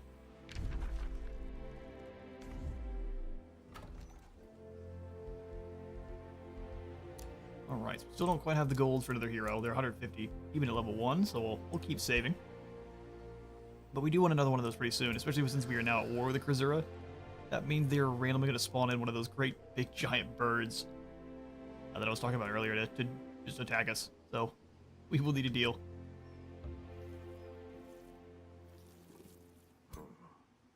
Also need to deal with this derelict workshop quite badly. The only good unit in there is the Phoenix.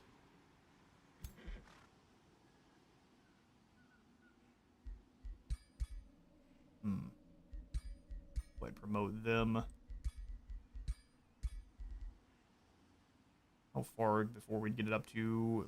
So if they had a Storm Spirit and a Magma Spirit, I'd feel a lot better about fighting the big bird here.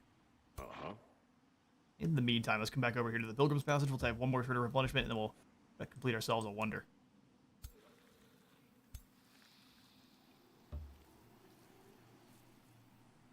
Bring those snakes together to go fight. We have 5. And even with the tavern, we're just kind of working from behind here as Wizard King. And such is the way. These guys cost 8 mana base upkeep. Nah, we'll hold off.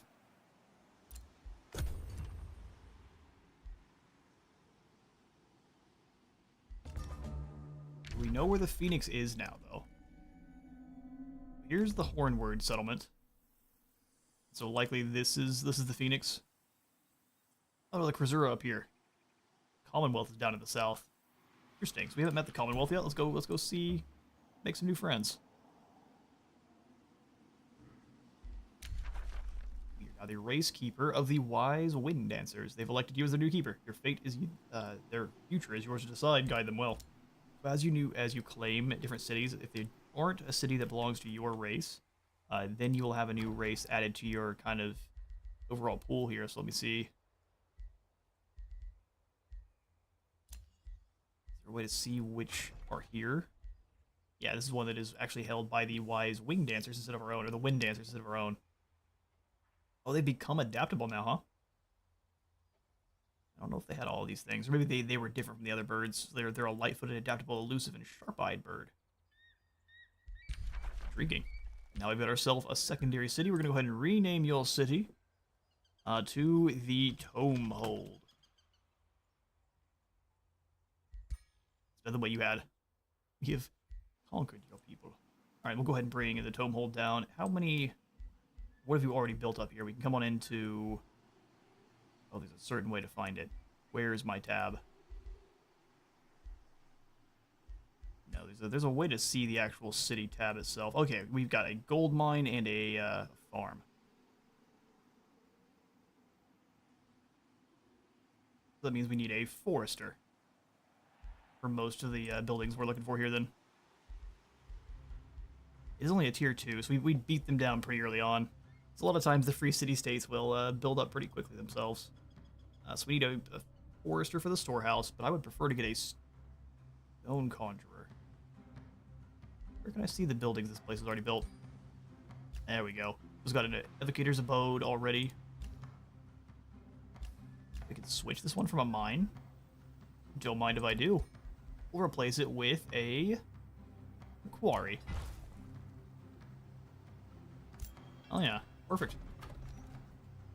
Takes 3 turns, and we'll go ahead and put in the forester here. Glorious stuff. Let's go ahead and snag. So as soon as that becomes a quarry, the shrine will be much faster to build. Let's go ahead and grab the library then for even more research.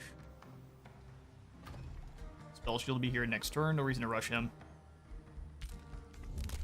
Do this tree, we could even have our guys build some roads. Interesting. Well, I'm not really going to do that. We are building our own roads as we're traveling along the roads that are already kind of established. I wouldn't mind some surge spell casting, but I think the astral inspiration is just the one to save for. Haste berries acquired. Really, where do we get them from? Oh, here, right next to Tomehold. Alright, now we'll go ahead and grab Sybil the Selfless. Look at you. We can also see if we can change the name too. So he's a healing, he's more of a support mage. What about me? Welcome in, sir. We can adjust his appearance, but we can't change his name. So names appear to be completely static, for those who are wondering. Oh, we can adjust his appearance to be whatever we want. Dude, your hairstyle is rough. This is my least favorite hairstyle. In fact, we'll give you anything else. There we go. Give you a man. In fact, man bun Master Wizard sounds way better than half shaved Master Wizard. Welcome, Sybil. Oh, never mind. I lied again. You can change the name, Sir Sybil the Selfless. We're not gonna do that to the poor guy. He's not confused. Junk Mage. You change his name as adjust appearance. I'm glad I found that a little bit. I wish I would have checked what your comment before, but glad I found it. So we'll go ahead and name him Kevin. He will be the Kevin for this campaign. Kevin the...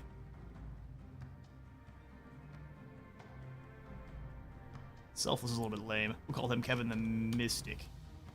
Arcane. Oh. What do we call him? I was about to say what Curio said. Well, I'm glad that both of you are here. What do we name our Kevin?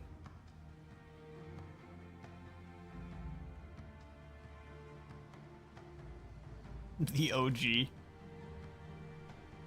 Oh yeah, he's the OG. Kevin the Gangster. That's what he gets.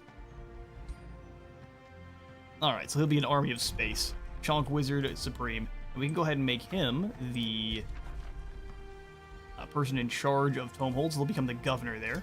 And we'll give that settlement 14 additional magic as well, which would be great. Excellent. Now we're at -5 for our stability here, so we don't really want to rush too much along. We'll just grab yourself and move you on over.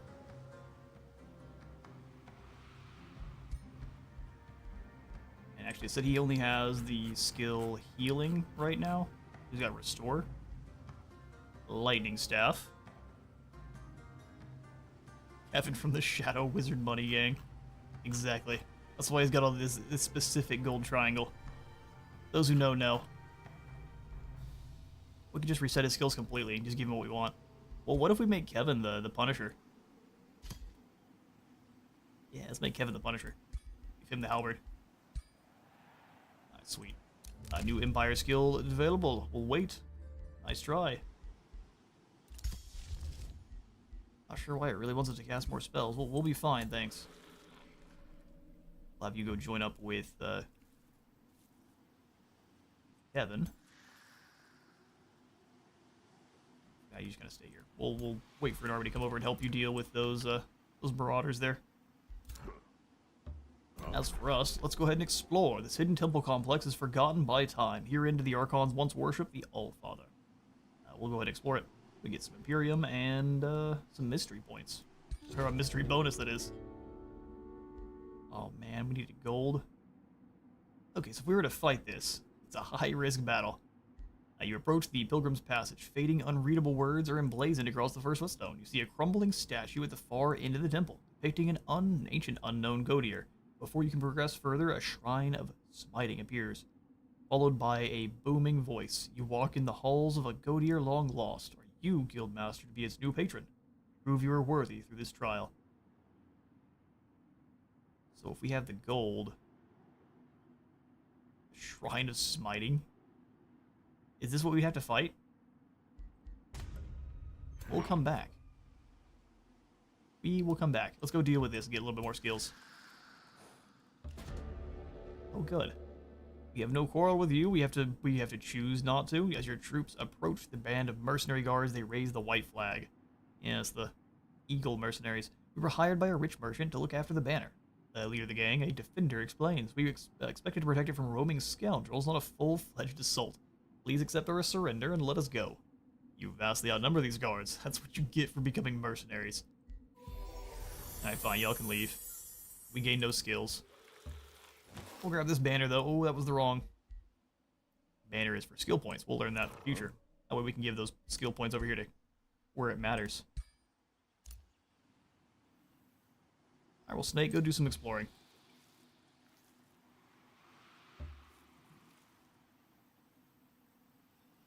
Yeah, it's a bit early for that fight. Those shrines are still dangerous, even though they're kind of the weakest tier 5 out there. Well, tier 5 is still better than anything we have by a fairly long shot, so definitely want to stay away for now. Alright, we're pretty much out of all our golden stuff. We could summon in some more units. We could, but I think we shouldn't. Just wait in the turn. Meeting misled Sithadral. There can be only two. Magistrate Kenner Diama of the Free City Sithadral greets you. Are you guys evil? Oh, it looks like we're at war with them.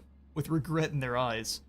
It is unfortunate that we meet like this, Guild Master. It seems that war between us is inevitable. We people of Sithadral will fight for what is good, for a brighter future.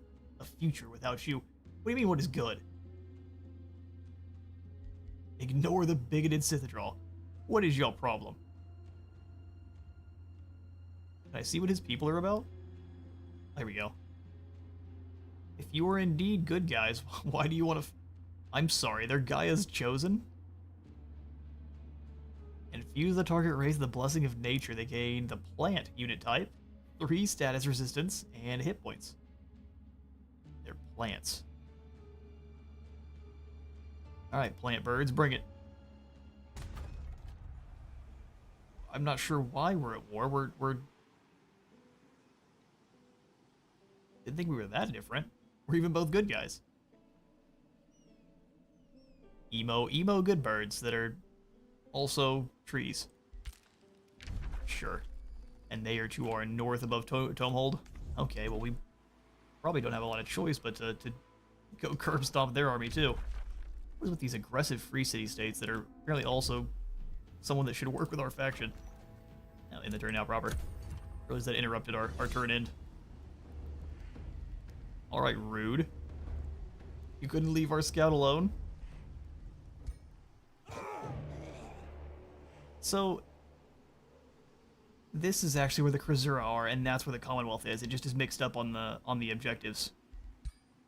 I would have never come back this way.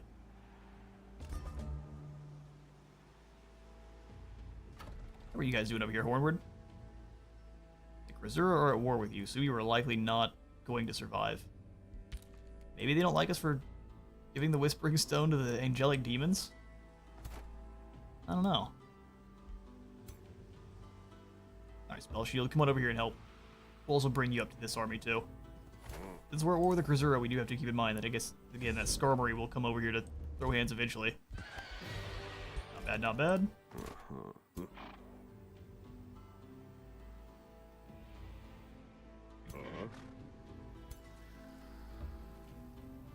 prefer not to use all these units as a scout, but we can go ahead and knock this thing on out, just real quick. Well, maybe not. They've got one of the big matriarchs. You guys just stay here, then we'll send help. In fact, we'll send help in the form of Kevin. In fact, we're gonna give Kevin a mount so we can move a little bit faster, even if he's riding around on a warg. Oh, that didn't work. Never mind. Inspiring leader for more upkeep production, channel power.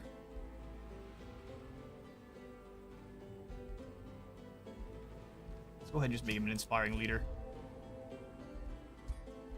I'm gonna give you the orb and a warg mount. That way you can move around faster. Bring your army across to help here. Spell shield can back up this way, and we'll just use you to go after. With the spell shield, I think we can pretty and probably another summon or two, we can pretty easily take on that other army up there. We'll stay here. Homehold produced a library. Glorious. Love to see the vendor come on in then.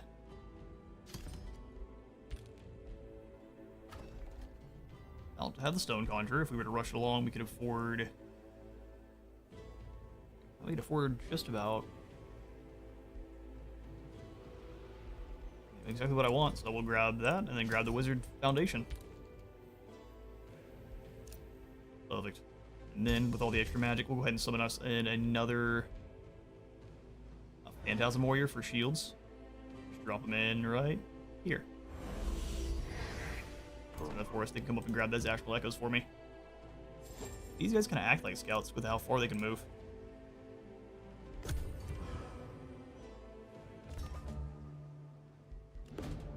Oh good, here comes Skarmory. From high above the realm's branching treetops, a mechanical shriek announces the attack of the Warden Manuhari. Imbued with life by the ancient Khazura, the powerful progenitor golem is the god protector of the Manuhari, assaulting trespassers or invaders of the realm without mercy. According to Khazuran myth, it was once defeated by the Obsidian Worldworm. Once defeated the Obsidian Worldworm, and through this achieved immortality. The ancestral army of the progenitor golem has been sighted in the fertile plains west of Tomehold. Let them come.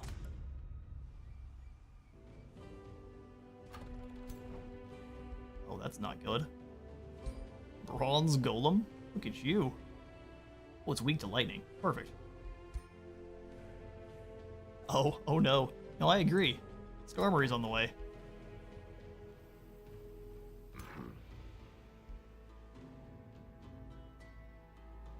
We can kind of huddle in this city. Wait for them to do something foolish and then smack them down. So get up there, Spell Shield. I will have the Storm Spirit come. So the hexes that are around your city all are impossible for anyone to actually step in without besieging it first, so let's see if the bird is willing to. All it's going to do is try to raise one of these, which it takes a couple turns for them to do anyway. So while annoying, this isn't that big a deal. Magic Origin units gain 1 rank, or let's go for this one. You can also summon in more units and grab another Whispering Stone, but I think we need to keep the population we have. We've got enough troops to handle this one. Progenitor Golem is real nasty, but it can also be your mount. You can get this clown as a mount? Alright, well, Bird Palkia. We need to break the... Weak to lightning. Feel bad for them since most of the range light targets you do light, or range units you have deal lightning. Yeah, exactly. They don't need to know that, though. Our monies are looking a little bit suspect.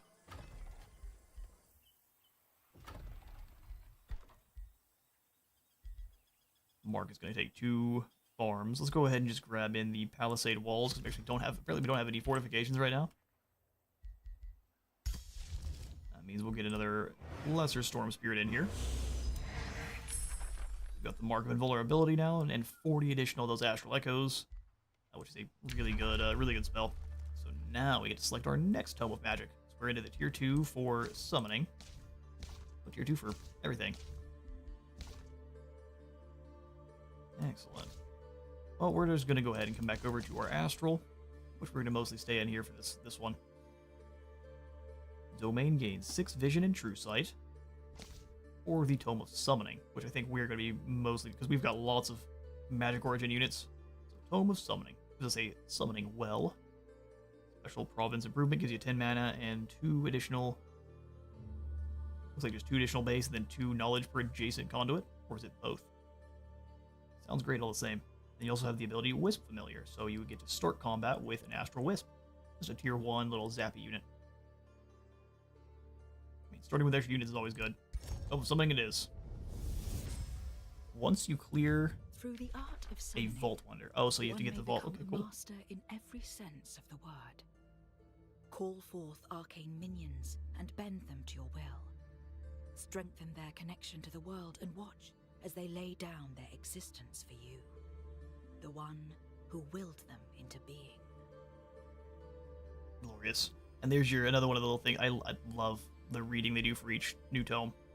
Let's go ahead and snag. We have 4 research cycles. Let's go ahead and grab Arcane Bond first, because it's only going to take 2 turns.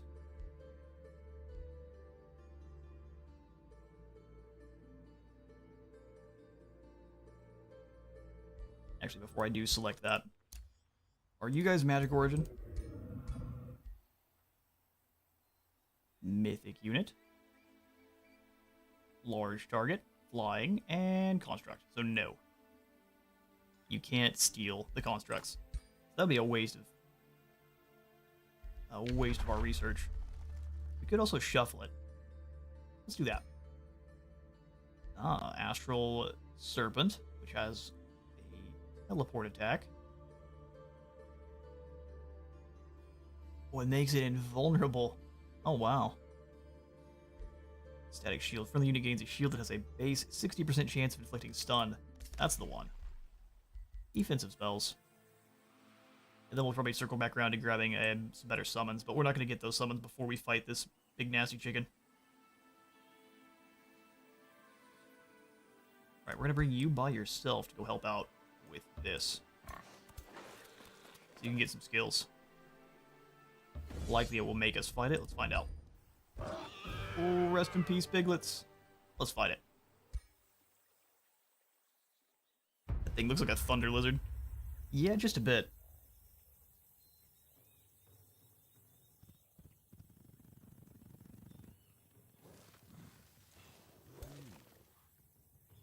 Alright, lightning, Kevin. Bring yourself.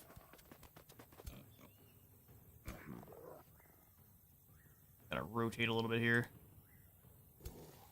Everyone can be attacked by the skirmish unit, but I think that's not something we're really that worried about.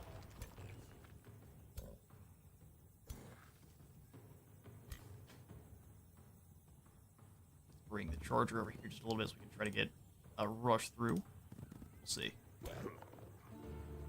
And turn. We'll also use that warding tower to keep one of our units safe if they start taking too much damage.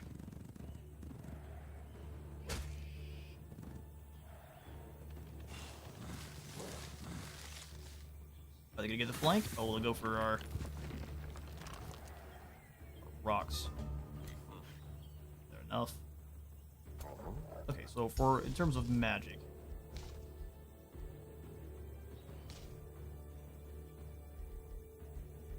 Vulnerability, Astral Ward, or just Fulmination. Let's go for the Astral Ward. Drop the sucker in here. And link up with our shield boys. There we go. 70% chance to hit with the lightning. Because the trees are in the way. Oh, they have that no matter what, unless we move to... Here we have 100. See why not? The reason I want to. Flanks.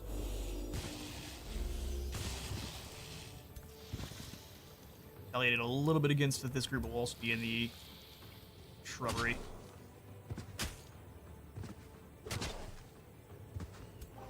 Alright, pigs. That's not what I wanted. It works all the same, but... That's packing pigs down.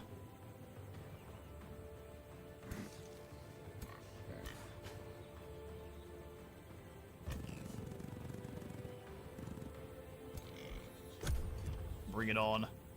Stormscale Serpent's about to have a bad day. Luckily, you're still alive mostly, and we can just use the next turn to make it invulnerable if we really need to.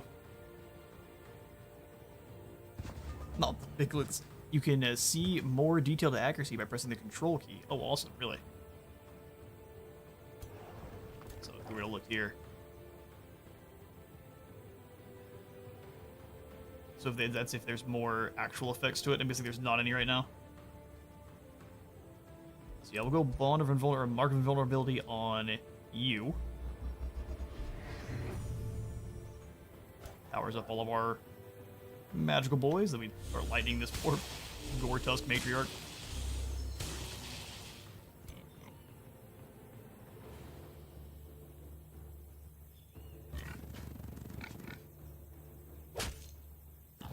Jump them, little piggies.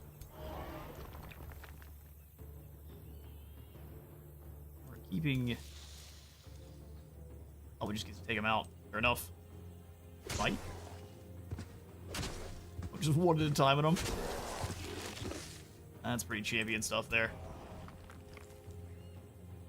Well, now it's gonna get flanked by the matriarch. We'll see. Maybe the snake is the one that dies instead.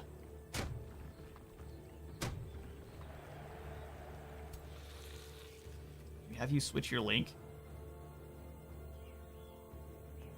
Oh, we can. Oh, it just doesn't work this turn. Okay. Well, that's a little bit unfortunate. Now we know. Gotta end the turn, of course. Oh, turns goes after the... Rude.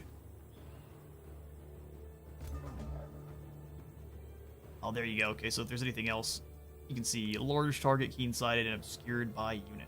There it is. Still obscured by friendly unit. And 100%.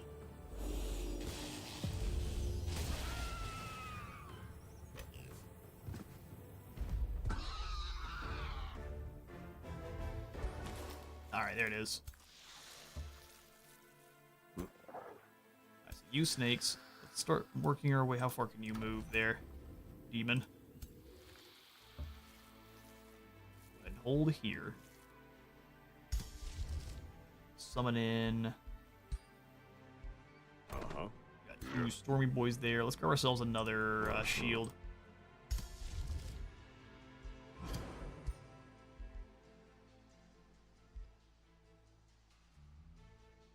Even just hit him with lightning, couldn't we?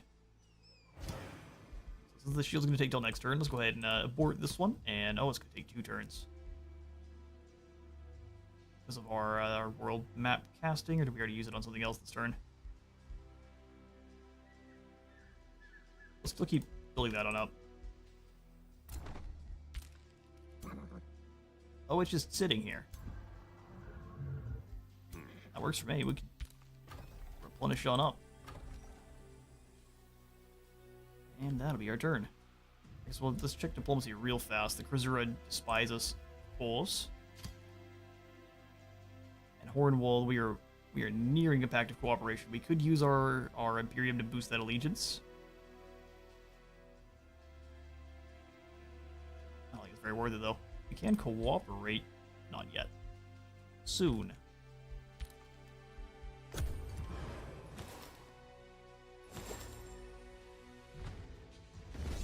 Oh yeah, move right on into fight. All right, so if auto, how do you think auto combat does? They lose just about everyone. Let's try it.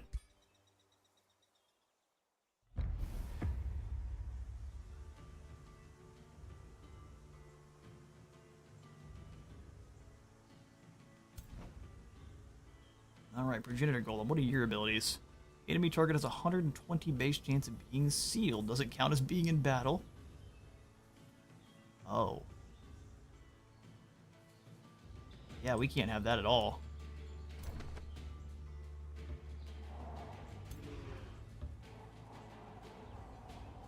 Let's get into some choke points here then.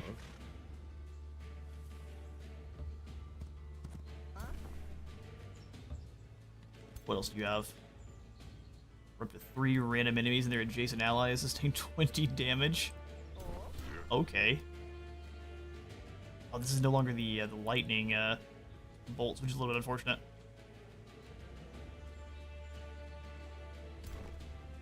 Good news is just about everyone else in my army does lightning damage, but... So we don't want people to be adjacent to one another. Which is bizarre. Oh, and it's got magical attacks too.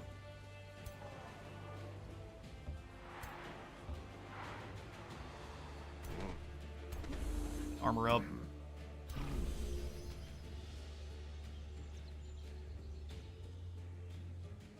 Likely need the heal later, so let's go ahead and we'll save it.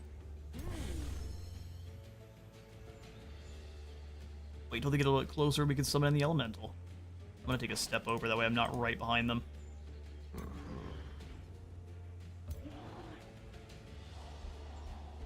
Same thing there.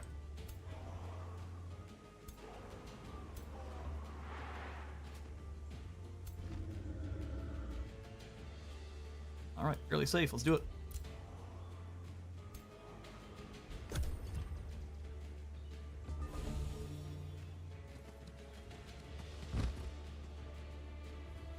Basically, we have 4 turns before the thing starts dropping lightning on our heads, or basically starts sealing units away permanently.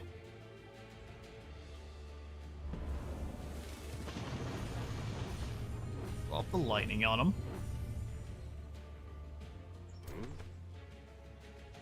So are they trying to get first strike on us? It looks like it.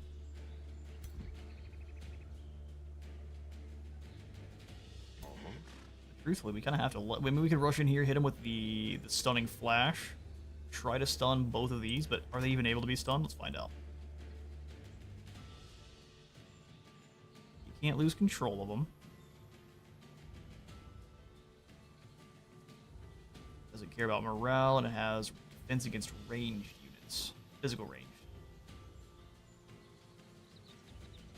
Interesting. Bleeding disease, distracted poison, so it's just immune to all the goodies like that, but it can be stunned.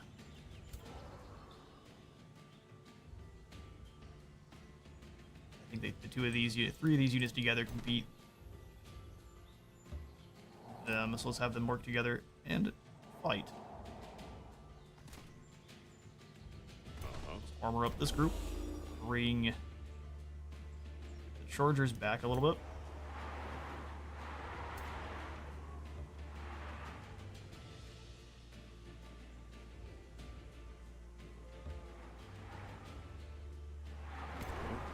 They get those nice rush around attacks.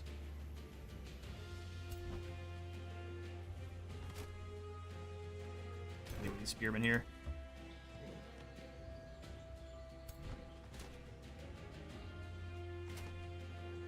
Perfect. Figure everyone who is not in defense mode switches to.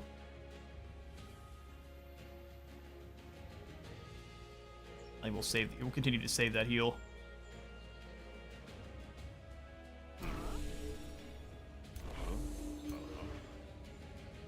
Defense for everyone here. I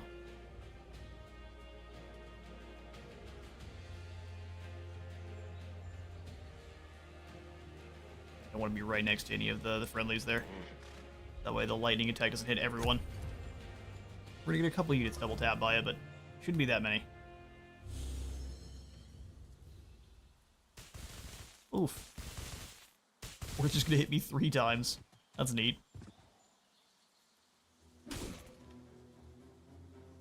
Strength removed. Same thing there.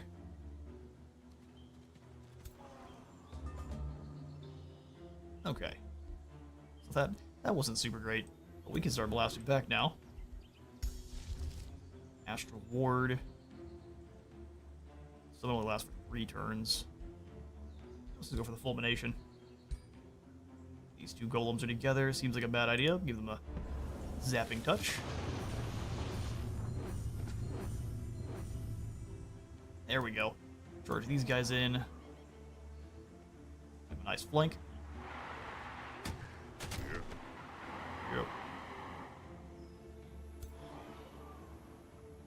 damage to go to the Phantasm Warriors more than anything else.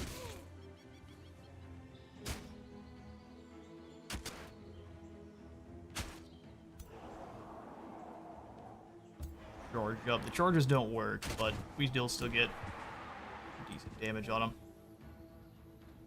Alright. Hey, Kevin, good to see ya. Good to see ya. How are you doing this afternoon? Go for the explosion here. Let's do it.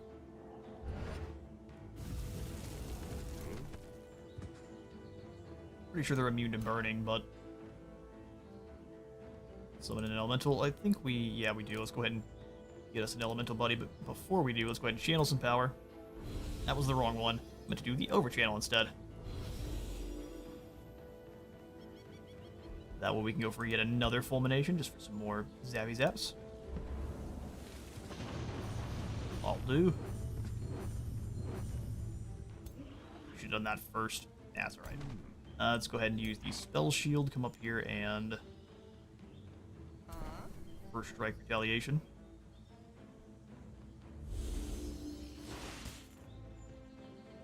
Okay, so they got grazed.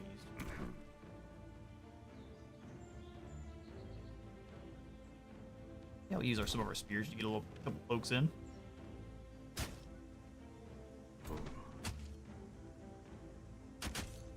There it is. Cut them down.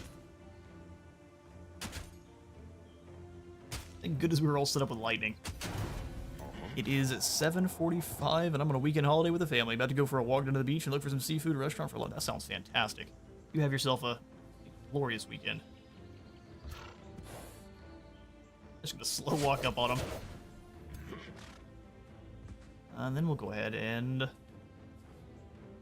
summon in our elemental friend. Hello, water elemental. These are just kind of your typical fighters. They don't actually have a specialization. They're just good at throwing hands. Alright, that's everything for this turn. We've got one more turn before one of our units gets sealed away by the golem. Oof. Hey, a Weezaps.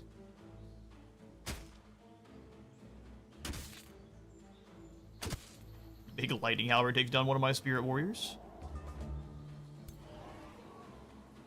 Alright, before we do anything, let's go ahead and do the good old...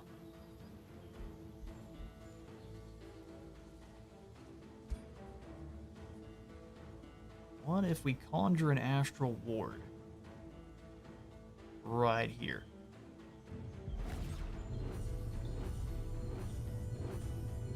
Right, then have it mark the spell shields.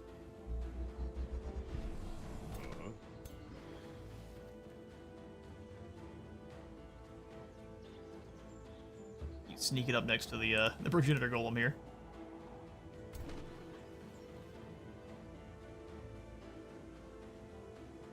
What's a mage? It has it doesn't have a retaliation attack. You've got a 3-story house in the treetops for the weekend. For 600 instead of 1600 because someone canceled the last minute bargain. Oh, that's incredible. Yeah, those things, when that happens, you absolutely want to jump on it. That sounds like a great time, absolutely. The 3-story house. I'm guessing you guys have a pretty awesome view then.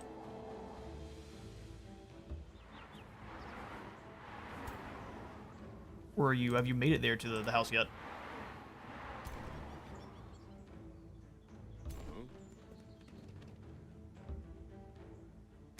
Under the resistances a bit. See about moving up and flash banging the enemy units here. Flash bang. Resistance is done. We tried.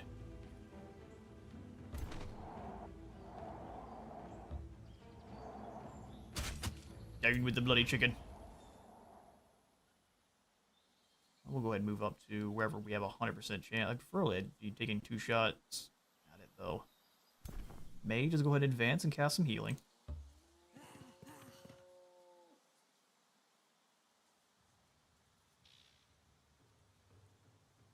Interesting. It wants to heal these 2 instead of this one. So how does this work? Another within 2 hexes. Oh, that heals exactly what I wanted that time. It just wasn't showing. The view is amazing. Just have to keep it a close eye on my 3-year-old before she tries to turn into Tarzan. No, I 100% get that. I swinging from the treetops myself.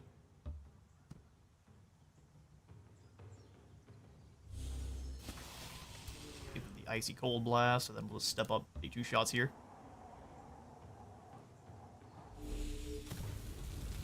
This thing was spooky, but this is just the first army they spawn with, so I'm sure it gets much worse. Just wants to experience the freedom. Well, absolutely. We, as a family, went up to Colorado this summer. One of my kind of the first vacations we'd had in quite some time. Especially all together like that. And we had a house that was right on Fall River in Estes Park. It was incredible. Not quite the treetops, but still incredible. Alright, we'll just let Space Wizard himself finish off this progenitor golem then. You thought to question my rule? Nay.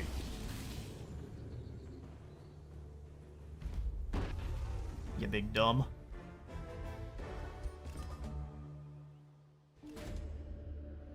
Undying vigilance. The Warden of Matahari collapses with an ear-splitting blend of crackling astral discharges and squeaking metal. For a brief moment, silence ensues, and it appears the progenitor golem has exhaled its final mechanical breath. Then, however, to the horror of your troops, the broken pieces start moving again, rearranging themselves into a deranged, crooked version of the Warden's former self. It just looks a little bit broken. It's fine. Kept alive by some powerful magic, the progenitor golem claps its destroyed wings and escapes into the skies. You come on back and get those wings clapped a second time, you better believe it. We get 101 binding essence, which we can use to build things in the Wizard Forge. Grimly, you start preparations for the Warden's return. Alright, deranged bird monster. Jeez. I love how excited she gets experiencing new things in places. The tropical north in Queensland is such a beautiful country. Oh, I bet. And kiddos experiencing kind of new places they've never seen before, except for maybe in movies or shows or even books. Pretty cool to see them experience it for the first time. Oh, you can boost it. You just need have 5 population. Alright, so we got the summoning well.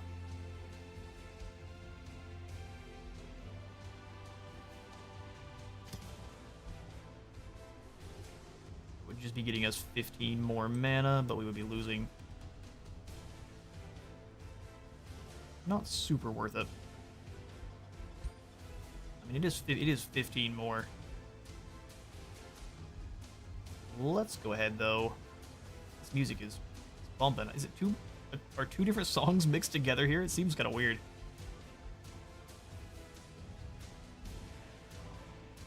I have Kids Wizard? I do. I've got 1. She just turned 9 this year. She went with us to Colorado for her first time up the mountains. It was awesome. Arcane Institute. We'll get a little bit more knowledge. We'll keep blasting on down our technology tree here. Okay. Let's come on back up to the main map so we can kind of see where all of these resources are. It looks like there's some more farms here above us. I think we've already claimed these sheepies, but maybe not.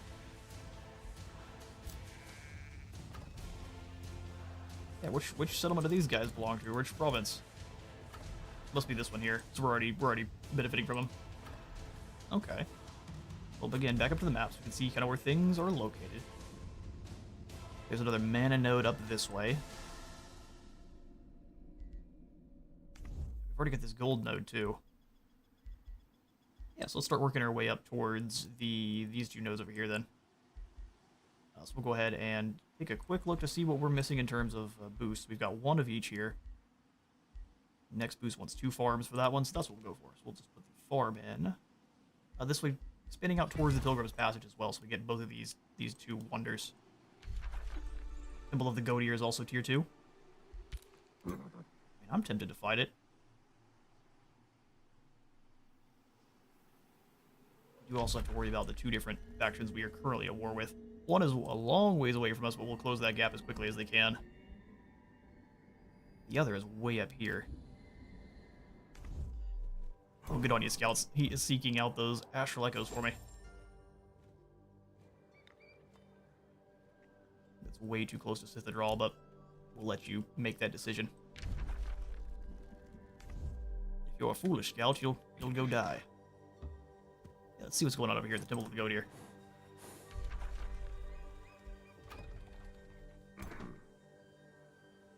As for you three, just go ahead and camp out. Wouldn't mind doing some explore. We can maybe go down the road this way to see if there's another ruin for us to perhaps colonize. So we'll just kind of come this way instead. Scoot across the jungles. Oh, a unicorn. It's a teleporting unicorn.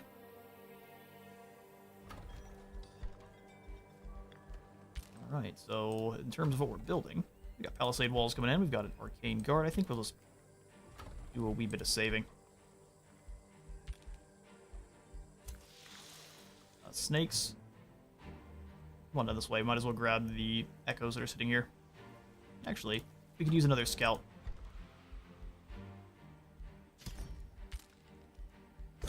That last one got butchered. We do need to go meet the other city-state, the other empire that's here. We've only got relations going with the evil one.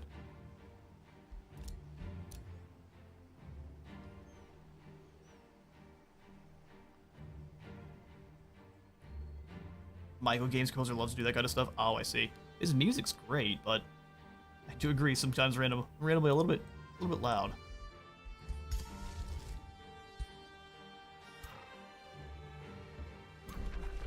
Alright, let's explore. See what's going on in here. A new creed. Oh, another one we have to confess our sins, huh?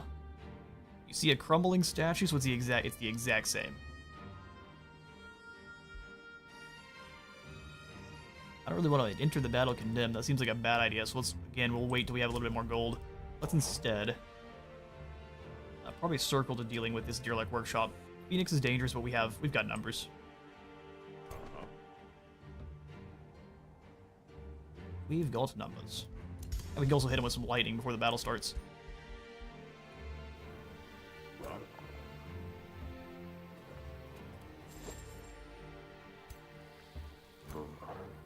Like, I hope. There we go. Oh, really? Well, Unicorn plus two entwined thrall apparently is pretty scary. We'll go ahead and retreat, and then I can just do this and summon us in an additional Phantasm Warrior here next turn, and that'll be more than enough to deal with that.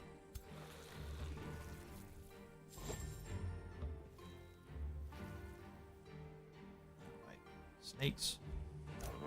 Would have you in your turn with this group.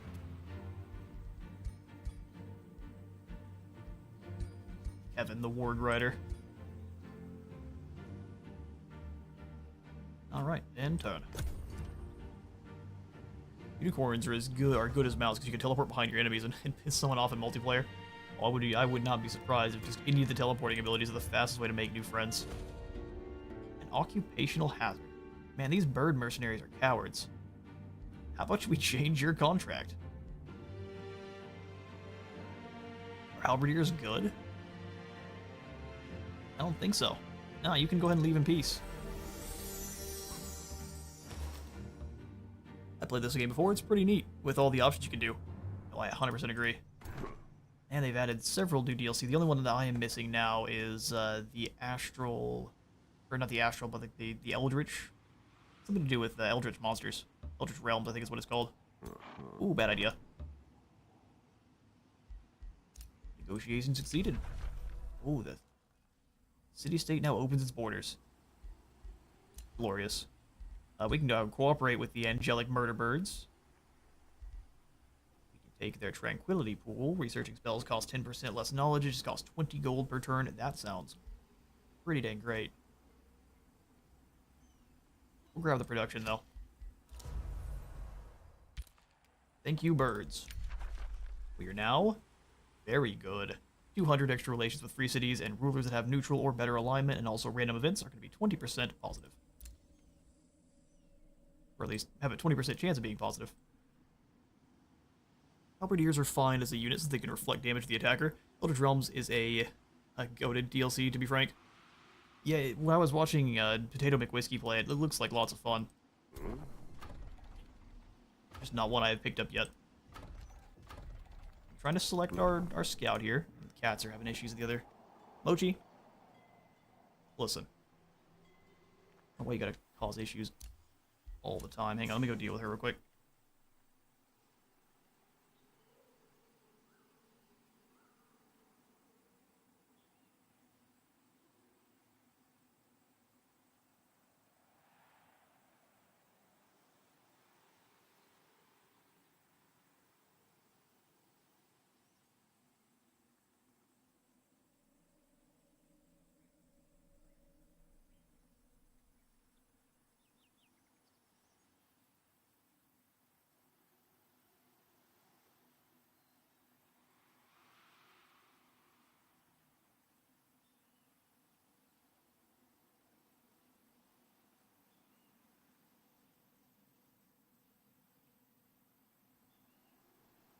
Alright, I'm back. Oshi is in heat, and as such, she wants to bother all the other cats. And they despise her for it. So, fights break out all the time. We'll go ahead and grab an extra soldier here, then throw hands with these unicorns. Which is a weird thing to say. We'll auto this one, see how it goes. We lose. You killed my piglets again, do you? Let's find out. The teleported unicorn's a little bit spooky.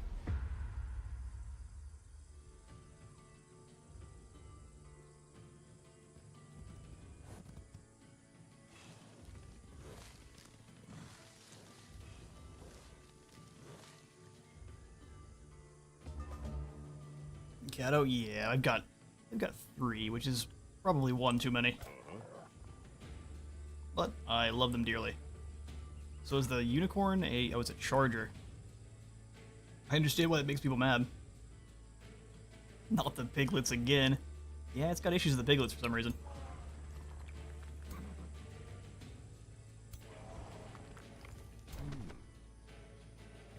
Indeed.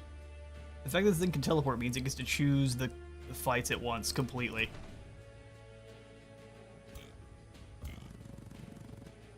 Piglets run over here. We'll bring the serpents over as well.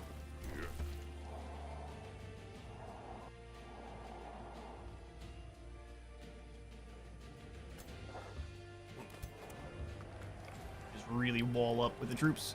If it wants to teleport here, so be it. We'll just start a clobber. Actually, I can just fill this zone in, can't I? There we go. Safety. Mostly safety. We'll go ahead and heal you. Scale Serpent needs it badly, but I prefer not to lose my tanky boys. So, turn. The snakes are expendable. And the owner of 2 cats, and they sometimes bicker between one another. Yeah, they're weird critters. Either they get along or they don't, and sometimes they decide that even when they did get along previously, now they don't. So, it's just what they are. Rest in peace, Snake. And we got blitzed. Fair enough. So what if we just go for Cheeky Shield Totem? And say Cheeky Shield Totem defends the stone lads here.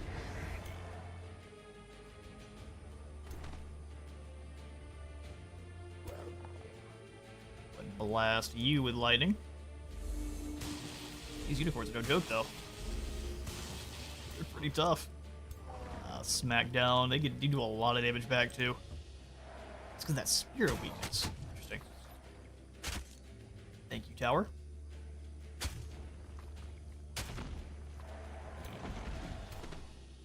Alright, so let's send the Phantasm Warrior up here. Oh, I thought it would take it out.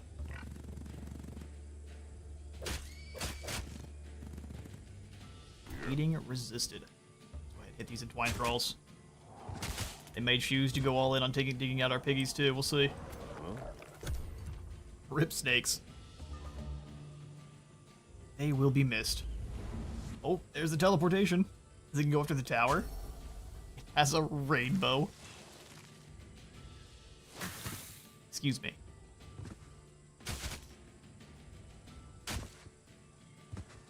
one of the little weird sap monsters falls over. Alright, well.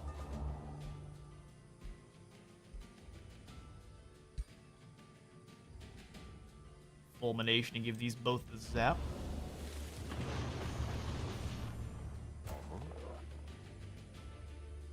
Interestingly enough, you can still electrocute them. I don't mind this. Give them the business. Must be because they're flanked. They don't have any zone of control.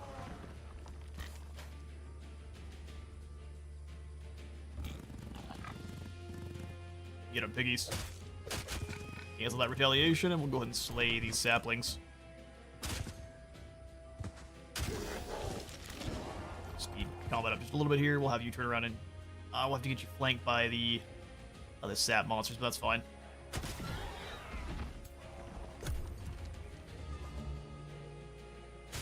They're gonna get aggressive towards our spiritual warriors either way.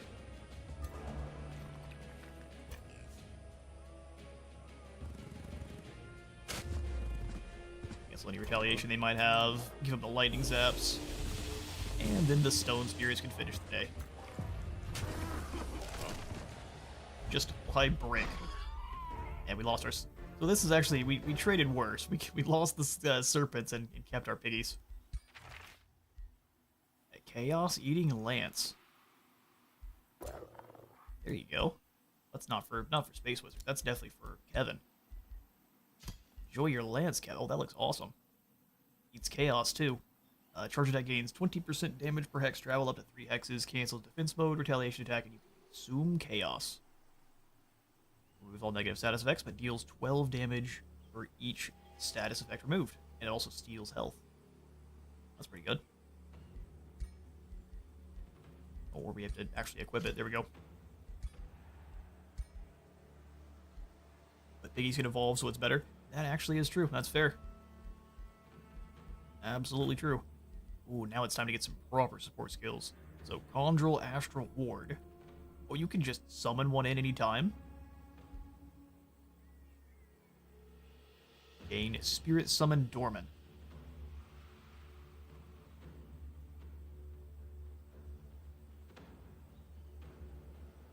These are great.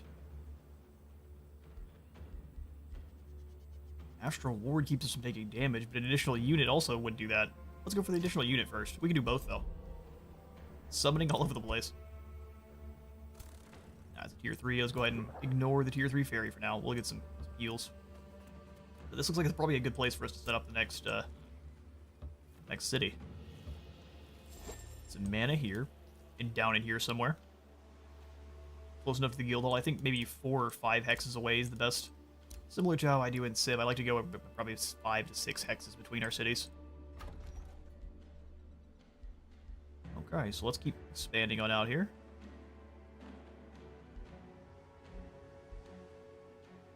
Home hole. I could have swore I put a farm this way, but I guess I put it a different direction. Interesting. I could have swore I put it right here. No, it was this general area. Let's go ahead and put in another quarry.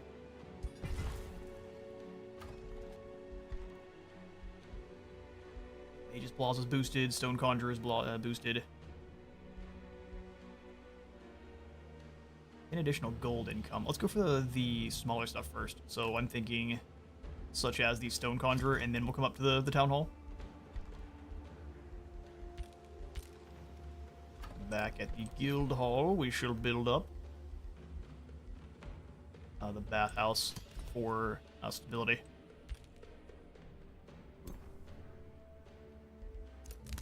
Empire skill available. We've got Philosopher Soldiers. Gain knowledge whenever your units gain ranks. Excuse me. 10, 20, 30, and 40. Oh, good grief. That's amazing. That's what we're saving for next, then. Your cities gain 2 vision range. Our units, too. Advanced sensing. That's pretty good. Is it as good as gaining knowledge every single time we gain up a rank? Probably not. Now the walls are done. The Arcane Institute's done. Annex a new province. Okay, so we just need to clear these hawks out. We can get access to the tranquility pool here. We'll go ahead and snag it all the same with a conduit. It won't ravage our conduit, so we can just come on over there and deal with that in the Marauder Guard. Alright, new research. I'm thinking we want... Thinks we need these two. I prefer to get magical warriors for our first kind of transformation. We'll use lightning torrent whenever we're ready to fight one of these two. The mage lock's pretty strong.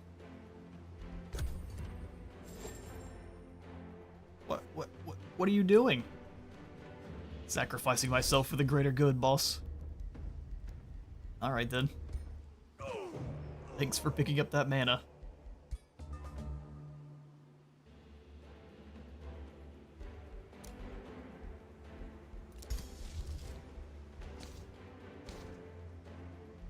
Launch just about all of our spells. That's fine. Good to wait for now. See what's happening down here at this infestation. So this unit won't move. They stay on their workshop defending it. The other one's the one that goes out and kind of rampages around the land.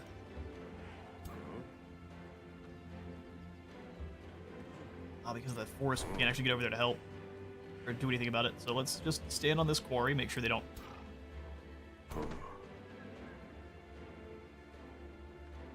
help it, just in case they're attacked. Oh yes, we've already got our poll finished. I appreciate you all for... I should have ended this a long time ago, but thank you all for voting. Scout came to the wrong neighborhood. You can enter the fight and retreat from manual battlefield, though. See, I've tried that with scouts, but if you retreat and don't you still lose the unit? If not, that's what I'll do next time. Alright, Lesser Storm Spirit. A disrespectful way to talk about you, but let's go ahead and upgrade you all the way up to a proper Storm Spirit. We've got plenty of echoes. There we go. Now he's big and angry. Same thing here, we'll go ahead and give it a couple upgrades. If we can get all the way up to a... Tier 3, I'm going for it. Almost. There we go, now we're much scarier for the next group. Beautiful. Snakes come on in together. I think now we should have no troubles. Maybe a little bit of troubles. See how auto combat does. We lose our piggies again. They don't like our pigs much. But there's a chance the unit will die. Okay, I see. So it is better to try to retreat at least. That's what I'll do next time.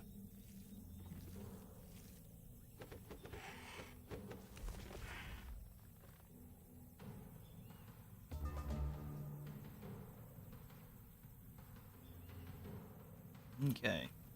I love the different all the variants on all the battlefields. It's very well done. I might like to see even more variants, but not great so far. We can do heals with you, thankfully, so let's move the Astral Warrior up about Z's position. Rock Boy's up right next to them. Looking the way you are is fine. Guard mode. All the two of you. How far can these pros or this Spirit Hawks go? Not very.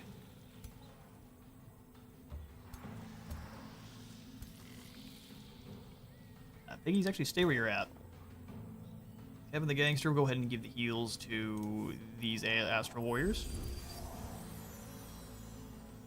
And turn.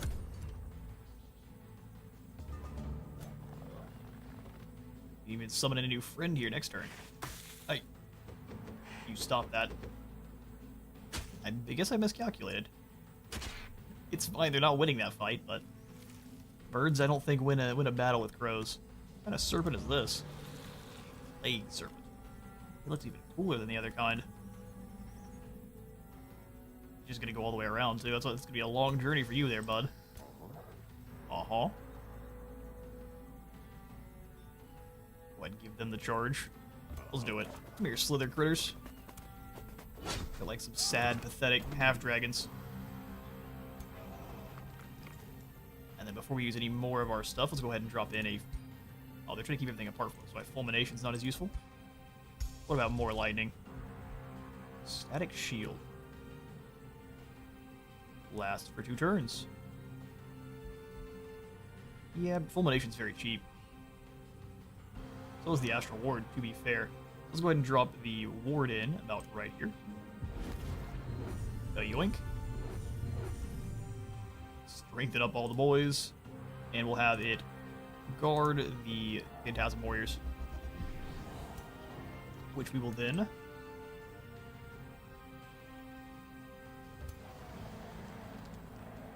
kind of move to get ready to fight the snakes. Mochi's about to get destroyed by her sisters, who are not thrilled. All the cats we have are girls, so when one of them goes into heat, which only 2 of them can, because one's spayed, they tend to not like it very much, and it starts a fight club. It's at least amusing. It's not what I'm streaming. Go ahead and move you guys up here and do some damage. Well, I think I just moved the. We moved the wrong units. That's what happened. Slithery boys are all angry, and we'll just move the piggies up to. With that snake when it comes around.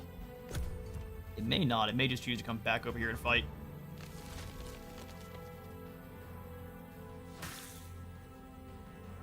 Shoots the Regenerator boys, which does no damage because we've got this lovely Astral Tower. Rest in peace, Astral Tower.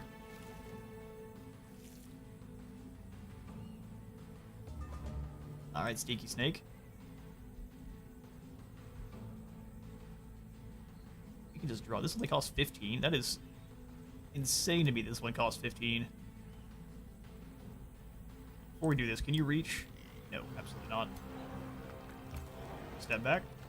Guard mode it up. Let them come to you. You can Lightning Blast here.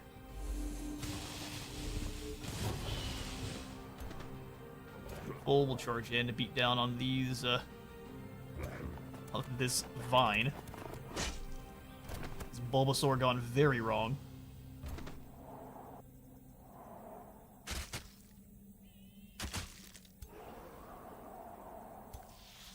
Oh, and neither can go reach. That's fine. We'll just come on over this snake. Bring the other chargers around. I won't even use any of our mana this turn. Morale low. We haven't seen any units rout just yet, but there are a couple of cultures that actually benefit from... Oh, really? You're going after Arcanist. The aggression is impressive.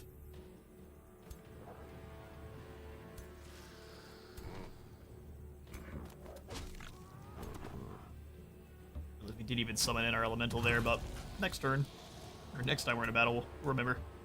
The punch.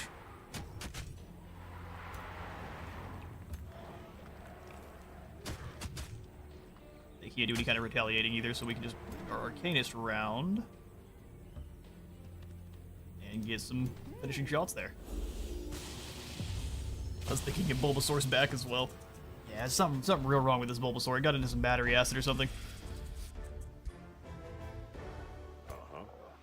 Glorious. Now we pretty much cleared room, I think, for... Oh. We're getting jumped. Hello there, Great Bird Nest. Alright, we've got 44 of these echoes. How strong are you there, Stone Spirit? Apparently you're a champion now. Oh yeah, no, Exalted Defense is great. We're up to 105 health. It's the chunkiest of Stone Spirits.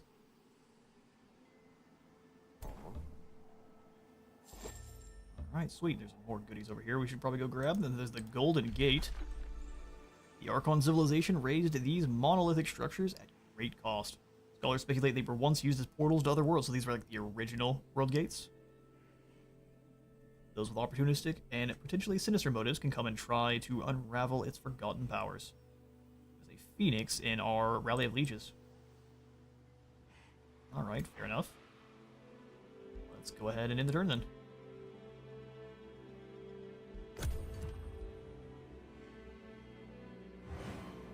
Pushing up on the boundaries of how many magical units we can have out on the field at once, especially with the more elite variants.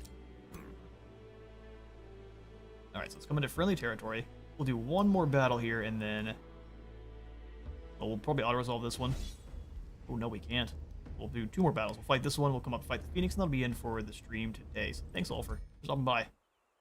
And this will be our stream that we actually continue. This will be the story that goes on, where it's Droth the Blighted has been launched out an airlock into the cold void of space.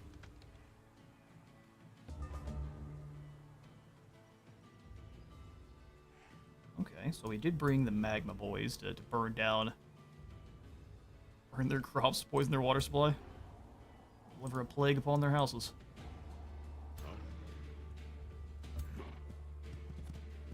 Spell shields here. Mage locks are weird, where they have very low hit chance, but if they do hit, it does a ton of damage. They have an ability that allows them to kind of brace or take aim, and they'll do even more damage after that.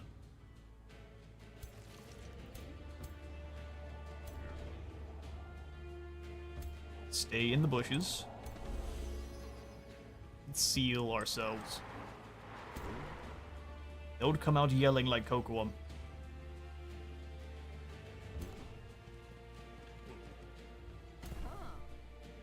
Mage is in. Ourself. We can go ahead and, well, let's summon the elemental once they close the gap. So void these little pools of, what is this? Poison to shrooms. Probably not for the likes of Skarsnik. Oh, let's walk over them. Yeah, absolutely. Is it because astral boys are immune to poison? That's perfect. You love to see it. I think I'm going to step up into this low foliage. Just got to avoid it with the fire boy here, because he'll burn our trees down.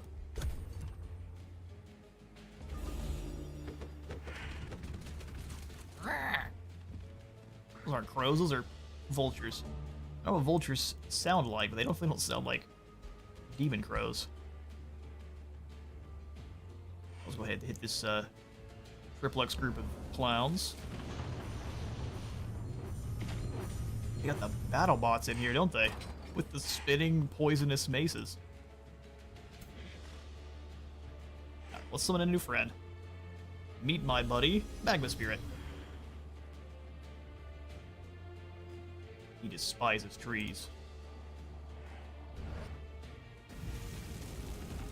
Right, they're all on fire, which is glorious. We can move up to these lucky clovers. Ooh. We'll burn them down, but we'll be lucky. And if they want to close the gap, that's going to be a bad time.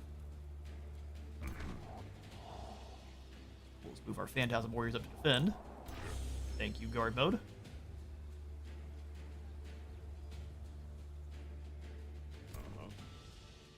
Just no, the mage locks are slightly back in the back.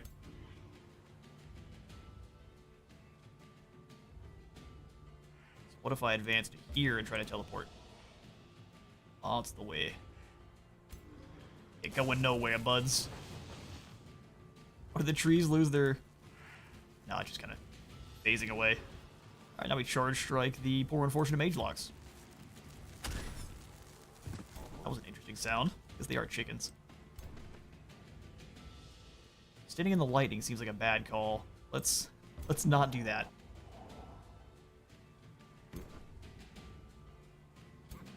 I don't know, something about it just says wrong. We'll do the old spell shield here. Yoink. They're both stunned, so they'll be moving absolutely nowhere next turn. Let's move to these lucky clovers. Do nothing besides.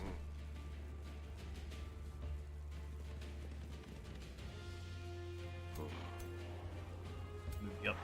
Spirit. I don't really think we need any heals, unless we go for the melee here, and then we can heal them afterwards. Carrion will strike back, and we can just repair the damage.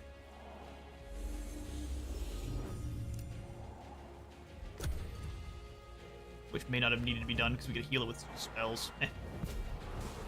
Well, he threw us into the lightning. Played. Every time I see a word lucky in Age of Wonder games, it brings me halflings with their lucky trait. Made them invulnerable back in Age of Wonders 3. Also, halflings were invulnerable, or like the lucky trait in general. Alright, mage locks.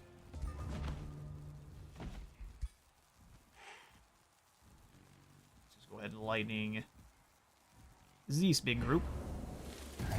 We thank you for your service. Oh, that's right. All the goodies. Now, can I trust you boys to deal with? No, you're getting smacked. Wasting the heal last turn was not the way. I'll let these storm spirits move in and break their retaliation. You come over here and clobber this big storm bird. Everyone's weakness is a fist to the face. Yeah, we're gonna stab these guys real quick. Give the old arcane prison shiv. Thank you, lads.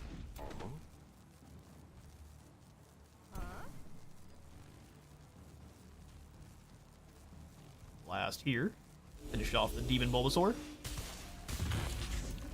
Now everyone's nice and scared, as they should be. Alright, you need to burn down the trees then.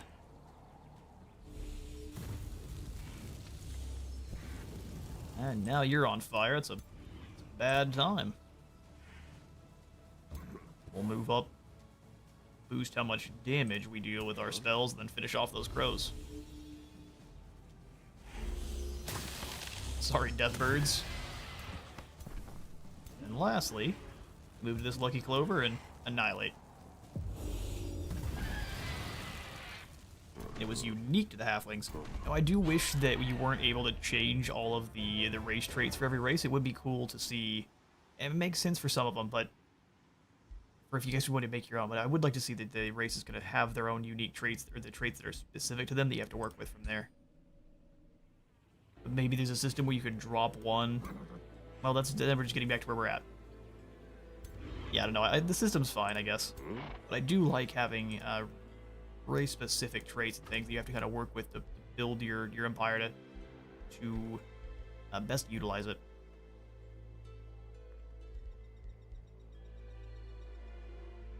Definitely need some stability in here soon. I will go ahead and boost the bathhouse, though. Get the level 1 wizard tower, and then we'll probably after that we'll maybe grab one of these special province improvements. Alright, so laws for soldiers, we should have gotten that before our previous battle. That's what we're going to snag. Laws for soldiers, so every time we go up in skills, we gain just some free knowledge, which is perfect with our astral. We did this a little bit wrong. I could have got up a bunch of knowledge there all of a sudden. Or out of, just after grabbing that one. We shall remember. Lightning Torrent next turn.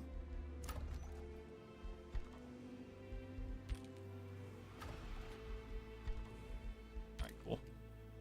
So what we'll do then... I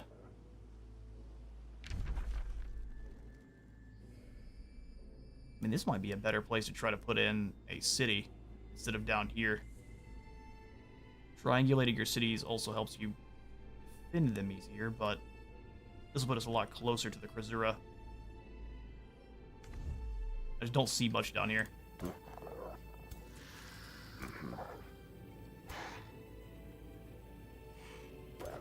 Those are just birds. Let's do a turn of healing, though. Kind of scout around, see if this place is actually worth colonizing.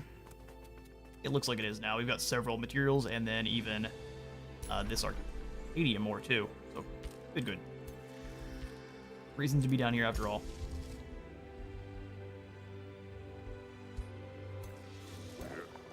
We got the one Phantasm Warrior. One more would be really useful. Let's go ahead and summon one in. Upkeep 8. Maybe not.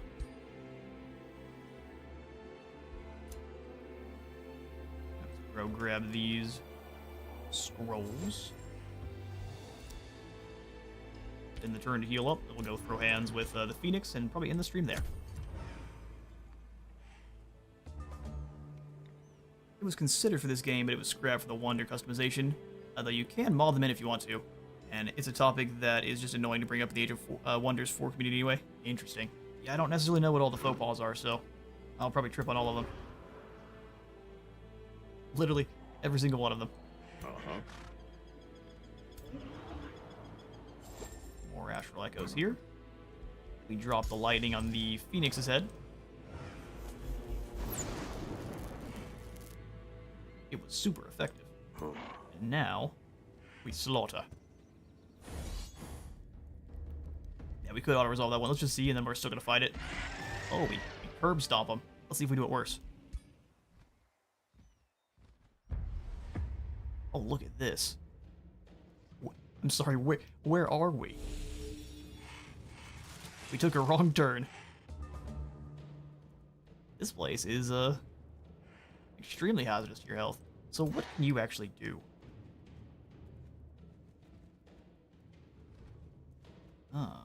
Overheat. Yeah, that's a... You have to get that after taking down the fire gem.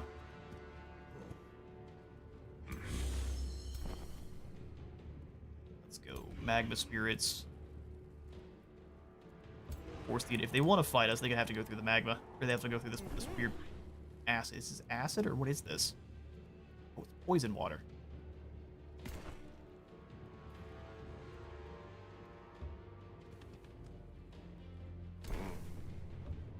Here, go for the heals on Z's guard. Replace a few of the units we lost there. How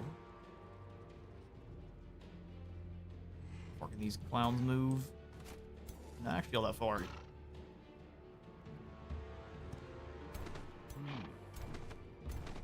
Thank goodness they don't have to worry about poison. Stare straight ahead for me, lads. Bring these guys up to get some nice flanks in. Stay here. And turn.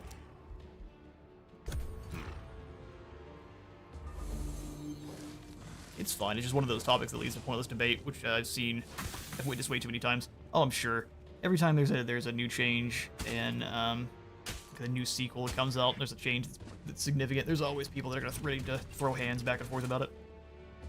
Sometimes it's for a good reason. Sometimes it's not. I mean, we're getting 2 units no matter what here, so let's go ahead and just take the...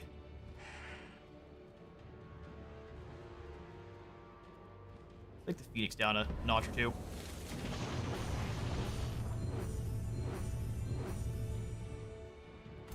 Beautiful. We should be able to beat the brakes off these crows. Is this thing immune to poison? Golem Spirit?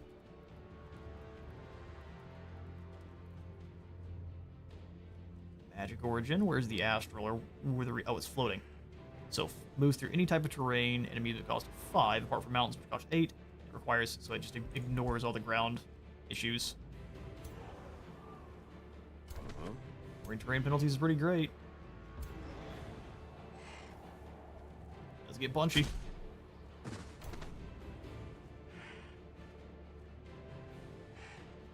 Cancel the retaliation. Let's come up here and bother this group instead of going after the crows at all. Not sure why we have to take such a long way around, but sure.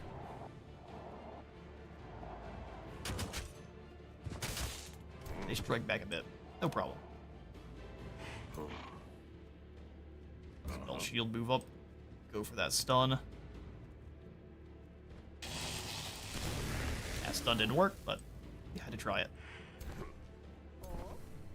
Now we'll lightning blast the Phoenix here.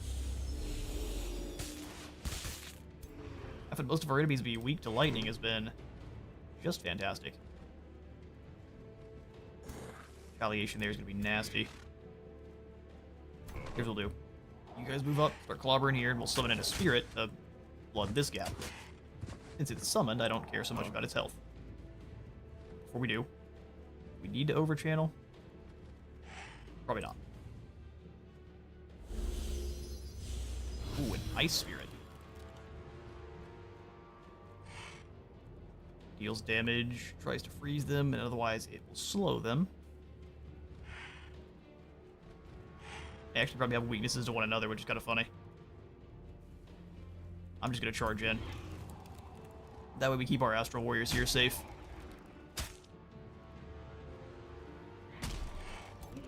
Definitely didn't win that duel, though. We'll go ahead and finish off these clowns. 65% chance. I wonder if these are explosive barrels. Oh, we didn't quite get them. They're burning 3 times, so that should be enough to make them quite sad. Are these explosive barrels? Oh, they are. Well, you learn. Let's see if the enemy knows. Lesser Storm Spirit. Beat these crows. Ah, yes, the Derelict Workshop. That's what I like to call it, the Nurgle Shrine. Oh, this is absolutely a Shrine of Nurgle.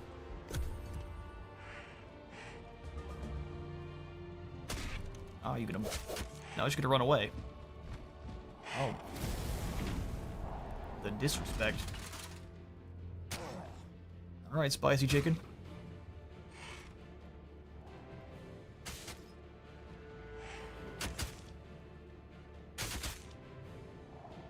Boys getting the shiv. Hold the line, lads. Now the turn is mine. People drop a fulmination. Let's not blow up those these barrels. You can target those explosives or any object on a battle map by pressing the Alt key when attacking. Thank you again for, let's see. Oh yes, indeed. Shows you all of your targets. That's great.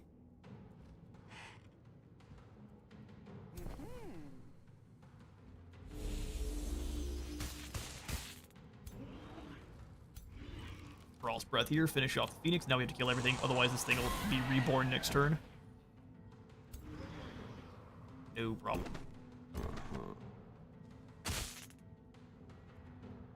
Slight static zap sounds from the golems. Alright, there it is. That wasn't nearly as scary as it looked. Enlightened Blade of Provocation. I like provoking. It's an elemental slayer, so it does more damage to elemental units, and it provokes.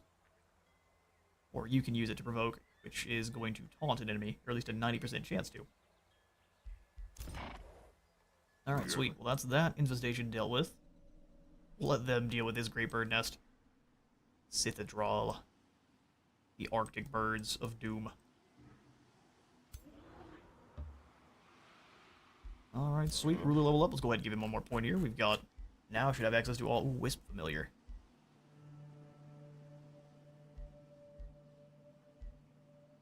See, I've gotta have Wisp Familiar. Starts combat with extra unit? Absolutely. Enlightened Blade of Provocation. We could probably even maybe give to the other general, but I don't think we have any special shields, so not super useful. Alright, well that, I think, is going to be all the time I have got for today's stream. Thank you all so much for stopping by. We'll pick up next time with the Guild Hall and Tomehold. We're going to try to get in another city, probably down here somewhere. That way we can grab up some of these magical materials here. Looks like there's a few more over in the Oracle Wood, so maybe we want to cut across. In fact, I'm going to go ahead and change my mind. We're going to move as quickly as we can over here. There's a lot more stuff at a condensed area. We'll probably put it in this crossroads. And that'll allow us to spread out pretty easily. I think is what we're going to do. So, once again, thank you all so much for stopping by. I will see you all next time.